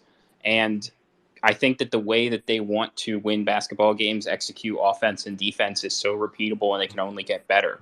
Right now, they're taking 34% of their shot profile from the rim, which is great. Their shot diet and how they distribute shots is amazing. And they're shooting poorly at the rim. There's improvement there that can be made. They're shooting around like 60%, which isn't good enough. But even with that as a detriment to how they create offense, they're still second in the league in free throw rate, and they're first in the league in win differential. So I can't. There's nothing here that tells me that this is an outlier. Like how the Chicago's pull-up shooting stats were and how good they were to launch at the season. Now they're kind of coming back to earth. This is a really good team. You neglected my favorite cover, my favorite interview. Justice Winslow is absolutely dominating out there. He is maximizing his role with the Portland Trailblazers. He is a minus 13 points for whatever points per 100 possessions for whatever assignment he's put on defensively. He is the linchpin for what they want to do with secondary ball handling. He's Jeremy Grant coming off the bench for them. Jeremy Grant has been amazing. Shaedon Sharpe defensively is better than what he is offensively for them, which is incredible because I didn't look at Shaedon as anything else than offensive explosive upside. But he works really well inside their defense. I mean, it's a solid team. They have the streaky tendencies at shooting, but if that's not there, that they can beat you on the inside, which I think is the most important thing for them. And the first, and not having defense for like 4 years, to turn this around and be this defensively stout team 1 through 10 has been really impressive. Love the Portland Trailblazers this year. And that's with Gary Payton missing the entire season so far, still out with an abdominal injury. And we hope he gets better and is able to come back and help. CJ, you're up. Buy or sell, Portland. I'm buying Portland, and the fact that GP2 has been out this entire time terrifies me because he is going to be a problem as soon as he touches the floor. And this is coming from a Warrior fan who had him doing the same thing to all 29 other teams just last season. So right now I am not okay with Portland. I am not okay with the idea that they're gonna get that much better once GP2 is back. And I really do like Shaden Sharp. I've been impressed by what I've seen from him. And last thing I want to say is, Chris, you were right. JP needs to start. And I'm starting to get tired of having to tell you you're right, but it just seems to be how things are unfolding. You should talk to my son, man. He hates it. I both would have the same disagreement. That He truly dislikes it. It is the worst part in his existence is when he knows that he has to admit that I'm right. He argues he's admitted this. I stopped him once. Like, dude, why are you talking back? And he's like, because I just want to argue, even though I know you're right. That's my existence, CJ. I hope Reina never gets there. That sounds terrifying. It's something, bro. If you want to get up on stage, just like Thrashing, the competition is about to hop up here. Make sure you like and retweet the Hoop Spaces review. That is me basically watching every game at the minimum, all offensive possessions to break down the game for you because you might not be able to watch every game. And so if you like basketball, just do me a favor, check it out. It's totally free if you want to subscribe. And if you don't, fine. Thank you for clicking on it. But like you're already there, you're going to read it and you're going to like it. A podcast is going to come up and some interviews are going to come up that we're going to add into there as well. So we got range. That's what we call range, and that's how we're building it, one day at a time, one person at a time, at the speed of life. Life is fast and slow, and I'm a turtle. There you go. We'll go next to Jordan. Jordan, appreciate you coming up, man, and your patience. How are you doing? And congratulations on beating the Milwaukee Bucks. Atlanta Hawks, we think, are dark horse contenders, and by we, it's me. But your thoughts on Portland, and then go ahead and give us your Hawks take. Yeah, Portland, I'm buying. They're a lot better than I thought they would be to start the season. It looks like everyone's gelling, everyone's playing well together. Jeremy Grant looks like a beast. Still mad that that we didn't get him, but I think if they can continue to play on both sides of the ball, the outlook on the season is looking pretty good for them. As for the Hawks, we're looking good. Somehow the defense has translated even better than the fan base thought. The offense still has some work to do, but I think that just comes with having Trey and DeJounte and having these two ball dominant guards and just trying to work everyone else in around that. But I think last night was a step in the right direction. If anyone watched that game, they moved the ball really well. They shared the ball. A lot of people got a lot more shots last night. So hopefully they can continue just going down that road. But they're looking good. They're looking good right now. I'm interested to see what they look like tomorrow night when they play the Celtics. That will definitely be a good game for sure. Yeah, no, I agree, and I think that Atlanta actually bodes well in that matchup. And if they win, I can't wait to hear every Hawk fan start, getting ready for their ascension back to the Eastern Conference Finals. By the way, when the pandemic hit and social dropping audio hit, Clubhouse became extremely popular. We were there as NBA on CH. There's a whole bunch of people who've been in and out of that space. followed us here to Twitter. And I called this then, and I'm almost about to call it now. Like right now, if I had to pick a team that will come out of the East and surprise, it would be the Hawks. And I think people need to start paying attention. Health has a lot to do with it. But imagine if Trae Young just simply makes 2 more shots per game, right? You'd be talking for in his career terms of shooting, 28, 30 points a game, 9 assists with DeJounte Murray getting you 20 points a game, 8 assists. They'll combine for 12 rebounds. They'll combine for 3 steals. And if that's your floor, if your floor is 50 points, 15 boards, 15 assists, and 3 steals by your starting guard combination, that's a high floor. And that is what we need to pay attention to. All right, we'll go to Jay the Wakandan. Then we got Thrash the competition. And then we will move to Diaz to close us out on the Trailblazers, who take the San Antonio Spurs on at home at 10 o'clock tonight. All right, Jay, you're up. I absolutely am buying on the Trailblazers. The size that I thought they didn't have, guys just flat out had growth spurts. Shaden Sharp grew to be 6'6". Anthony is listed at 6'3". He looks 6'4", 6'5" on the court. Um, and Justice Winslow has been that second big wing that I thought they needed. So I'm absolutely buying Portland. When Dame told the world that he had basically been playing and making All NBA with a hernia, and now the hernia is gone, I was like, oh, this season is going to be special. And when he's been on the floor, averaging 31, 5 and 5 if you round up, that's special. So I'm absolutely picking up what the Trailblazers are putting down. All right, so you have to choose in a hypothetical Western Conference matchup the Portland Trailblazers or your Memphis Grizzlies. Grizzlies because of just matchups.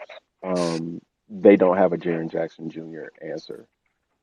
All right. Thrash in the competition, Portland Trailblazers fan, Damian Lillard. Appreciating, I was going to try to create a word and then I stopped because I realized the alliteration would be bad.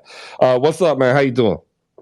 What's up, my guy? I just want to say, man, to everybody in this hoop space, the people that have come and left as well, I want to say I'm very disappointed in all of you. All I asked was for y'all to keep the same energy. And we're like 10 games in. Gary Payton isn't even back catching his rhythm yet, and y'all already folding. Like, can y'all just wait for us to put our product on the floor? Like, can y'all wait till y'all stop folding? Can y'all keep the same energy, please? Like, at least give me the All-Star break. But everything everybody's been saying about Shaden, I've been telling y'all since the beginning, situation, circumstance is a very important part of your production. And the circumstance that he is in is something that they put a lot of young rookies in that have a lot of potential and talent, where they give them a role to support what's going on the floor. But what they have is a lot more than what you see. So when Gary Payton comes back and Shaden Sharp starts becoming a bigger part of what we're doing with Dame and Anthony, I want y'all to take this energy y'all have right now and put it back to the original, like what y'all were telling me before about how we need to change and Dame needs to go and we need to tear it down and tank. And by the way, last year y'all didn't notice that Dame didn't play, but we were in the play-in all year. Dame did not play last year. He got hurt at the beginning of the year. Anthony Simons got hurt, and we were still in the 9 and 10. I remember a certain superstar played on his team, and he's supposed to be the greatest player of this generation, and they got bounced in the play-in. That was very interesting to me. But yeah, I'm going to cede the floor, man. All right, appreciate you, Thrash. All right, Dia, you heard it. Like, it's full buys, and we got Thrash up here calling out the hypocrisy of the masses who are out here saying it was over in Portland. Here we are. Your final thoughts. Look, I think it's a really interesting team to be watching right now. I think it was Tony who brought up Justice Winslow.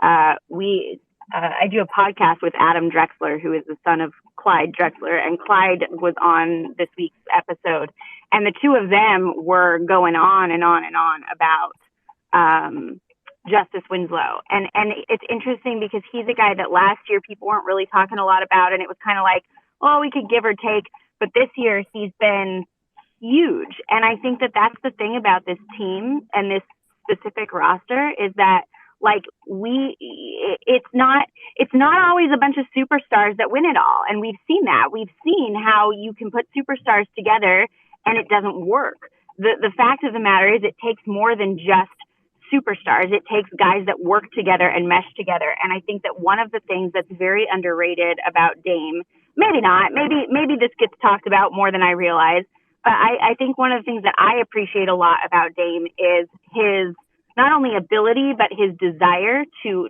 train and build players. You watch this happen when he's out. He's pouring into his teammates. You can watch Anthony Simons and the way his game has developed, and you can credit some of that to Dame and his leadership. You watch how he coaches from the bench. You watch, even just in the last few games where we've had Josh Hart and Jeremy Grant and Anthony Simons, all three of them hit big game-winning shots for us. And especially the Anthony Simons one, Dame made a decision not to take that shot and passed it to Ant instead, and gave him, showed the confidence that he had in Ant to do that. And I think when you've got a guy like Dame who essentially can strap the team to his back and push through like we've seen him do before, but instead is trusting his teammates and building his teammates, that's a very valuable thing. And so, there's talk about Dame kind of getting older and coming out of his prime and all that. But at the same time, he continues to be a massive asset to a team that really is full of so much potential. So, yeah. Thanks, Chris. Yeah, and I agree with you. I remember watching Anthony in the post game interview right after you made the game winning shot. He was like, they were like, how did you feel? What was something like that? He's like, oh no, like Dame is telling us to take that shot. He's telling us in practice to take that shot. He was telling me in the game to keep shooting. Like Dame is bought all in and understanding like where he is in his career and the role that Chauncey Billups and the Portland Trailblazers need him to play, and he's doing it, magnanimously. And shout out to Shaden Sharp. I do believe the hype. I believe the hype at the draft. I was hoping to trade up as a Sixers fan to pick him up. I believe he has a chance to be the next Devin Booker. Like I think he's got an easy inside shot to be a 25-point, 5 assist, 5 rebound shooting guard with that stroke. That kid can just shoot.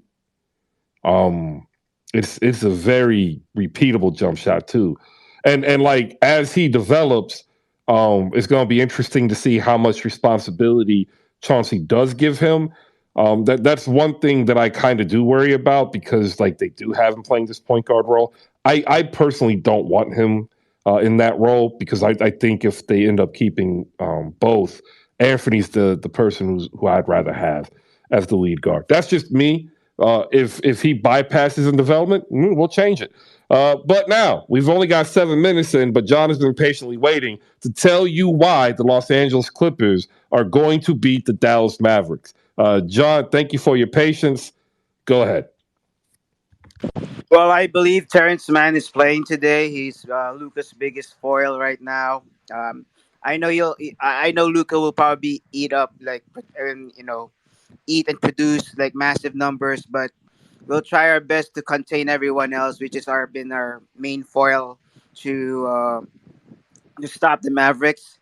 We haven't seen like a reliable number two other than probably Christian Wood and Spencer Dinwiddie, but we'll figure out how to defend against them. And lastly, I think it's because we're fresh. No one played more than 30 minutes yesterday in this back to back, and I think John Wall will be available later. So that's how we'll probably manage to beat the Mavericks later. So we'll see. All right, there you go. Micah, are you here?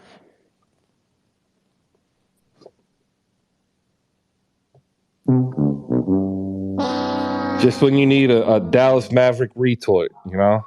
Man, I wasn't expecting you to call me, Chris. I had to unlock my phone, but yeah, real quick. I don't know how it's gonna go. I have seen that. I, well, I love the Christian Wood pickup, but in certain games, I've seen him tend to struggle against like bigger, lengthy wings. So that's probably something I'm gonna watch out for.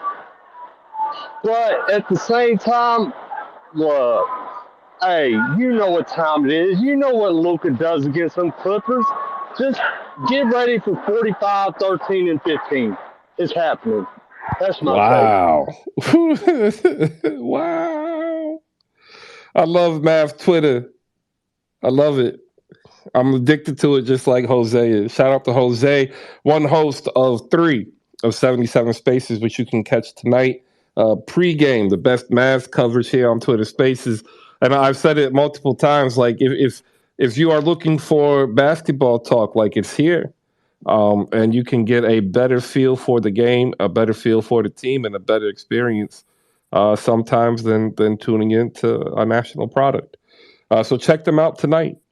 77 Spaces. And if I have to tell you why it's named 77 Spaces, then you're not really a basketball fan. I've got no problem saying that. Shout out to Rels Pels, ladies and gentlemen. One of the best Pelicans fans you can have on the app.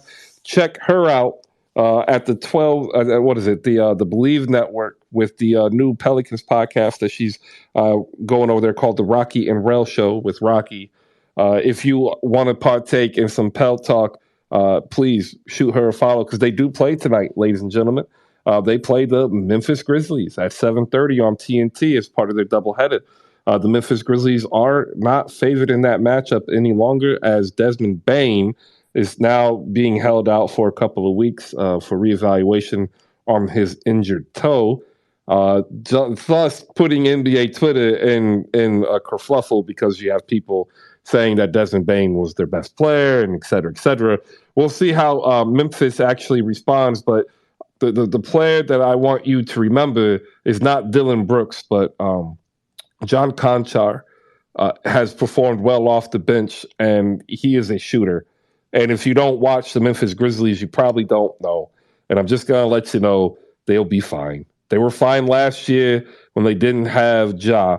They'll be fine. It's the way Taylor Jenkins has that team locked in and coaching to a system. That's why the rookies are actually performing well, too, I believe.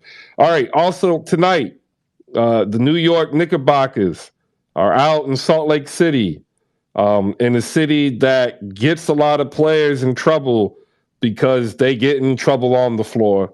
They stay out too late trying to find entertainment but can't find any because it's Salt Lake City. And then they go to the arena tired and disheveled, having spent another night in Salt Lake City. And then they go play a team that wants to run up and throw 43 pointers at you. It could be very ugly very fast if New York doesn't bring that defense. That is 9 o'clock on League Pass. And I said this yesterday, and I don't think this is an overreaction. Tibbs could be gone tonight. I could see it happen. Like if they play a dispirited game coming off of that loss from Oklahoma City, I could see it. I don't like saying it. I don't like anybody to lose their job, not during the season. But we also understand that this is the business, and right now business is bad in New York. The San Antonio Spurs travel to Portland, the number 1 team in the Western Conference, 9-4. Anthony Simons and Damian Lillard look to take on a Trey Jones-led San Antonio Spurs team. And if you don't watch the Spurs, they can't do anything without Trey Jones. Like, he might not be a household name. He might not be your phenomenal guard. The man knows how to play basketball from the point guard position. And if you watch the game that they just played without him, they could do squadoosh.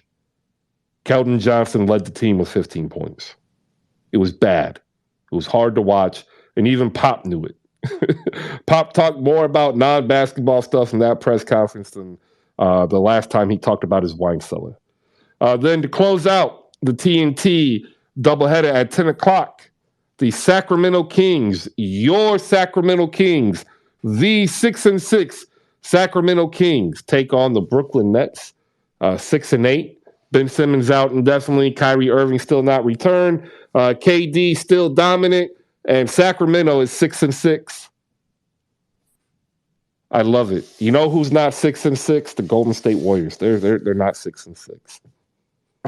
But get those shots in now because they're better than what you think, and they're going to be fine.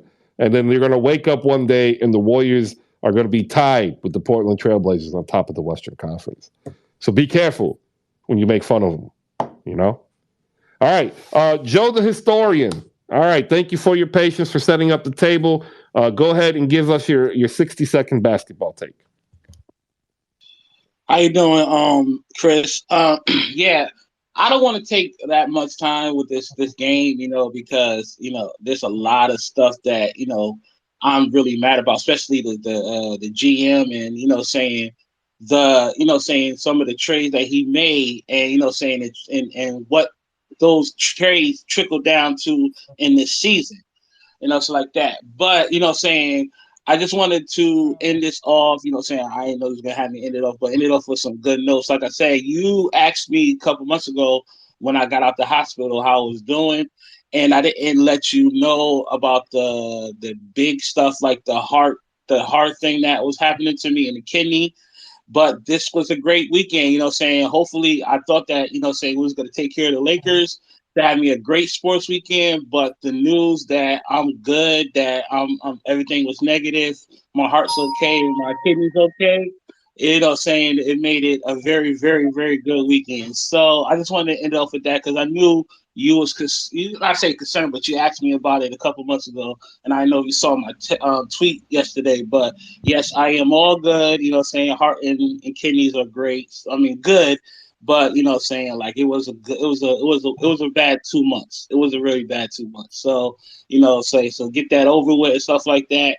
This game didn't really matter much to me, but like I hopefully we'll do good, and saying Katie keep his dominance up. So Yeah.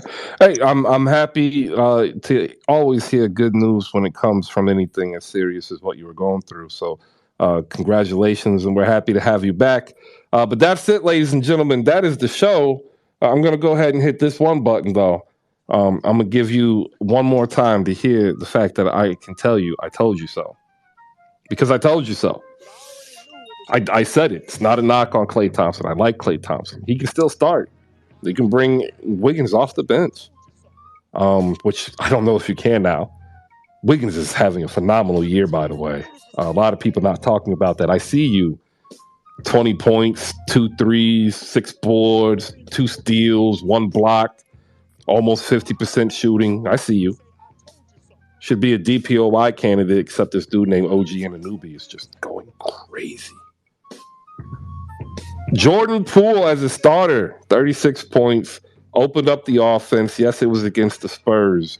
Still got to do it. Ladies and gentlemen, tomorrow, 10 a.m., we appreciate you coming through. If you have a time, make your way to our sponsors' website, slamgoods.com, where you can go ahead and avail yourself of the many collectibles, apparel needs that you may have to enhance your basketball experience. And then when you're in checkout, you can put a promo code. It's Hoop Spaces, just like you see every day when you come to Hoop Spaces, where we talk basketball.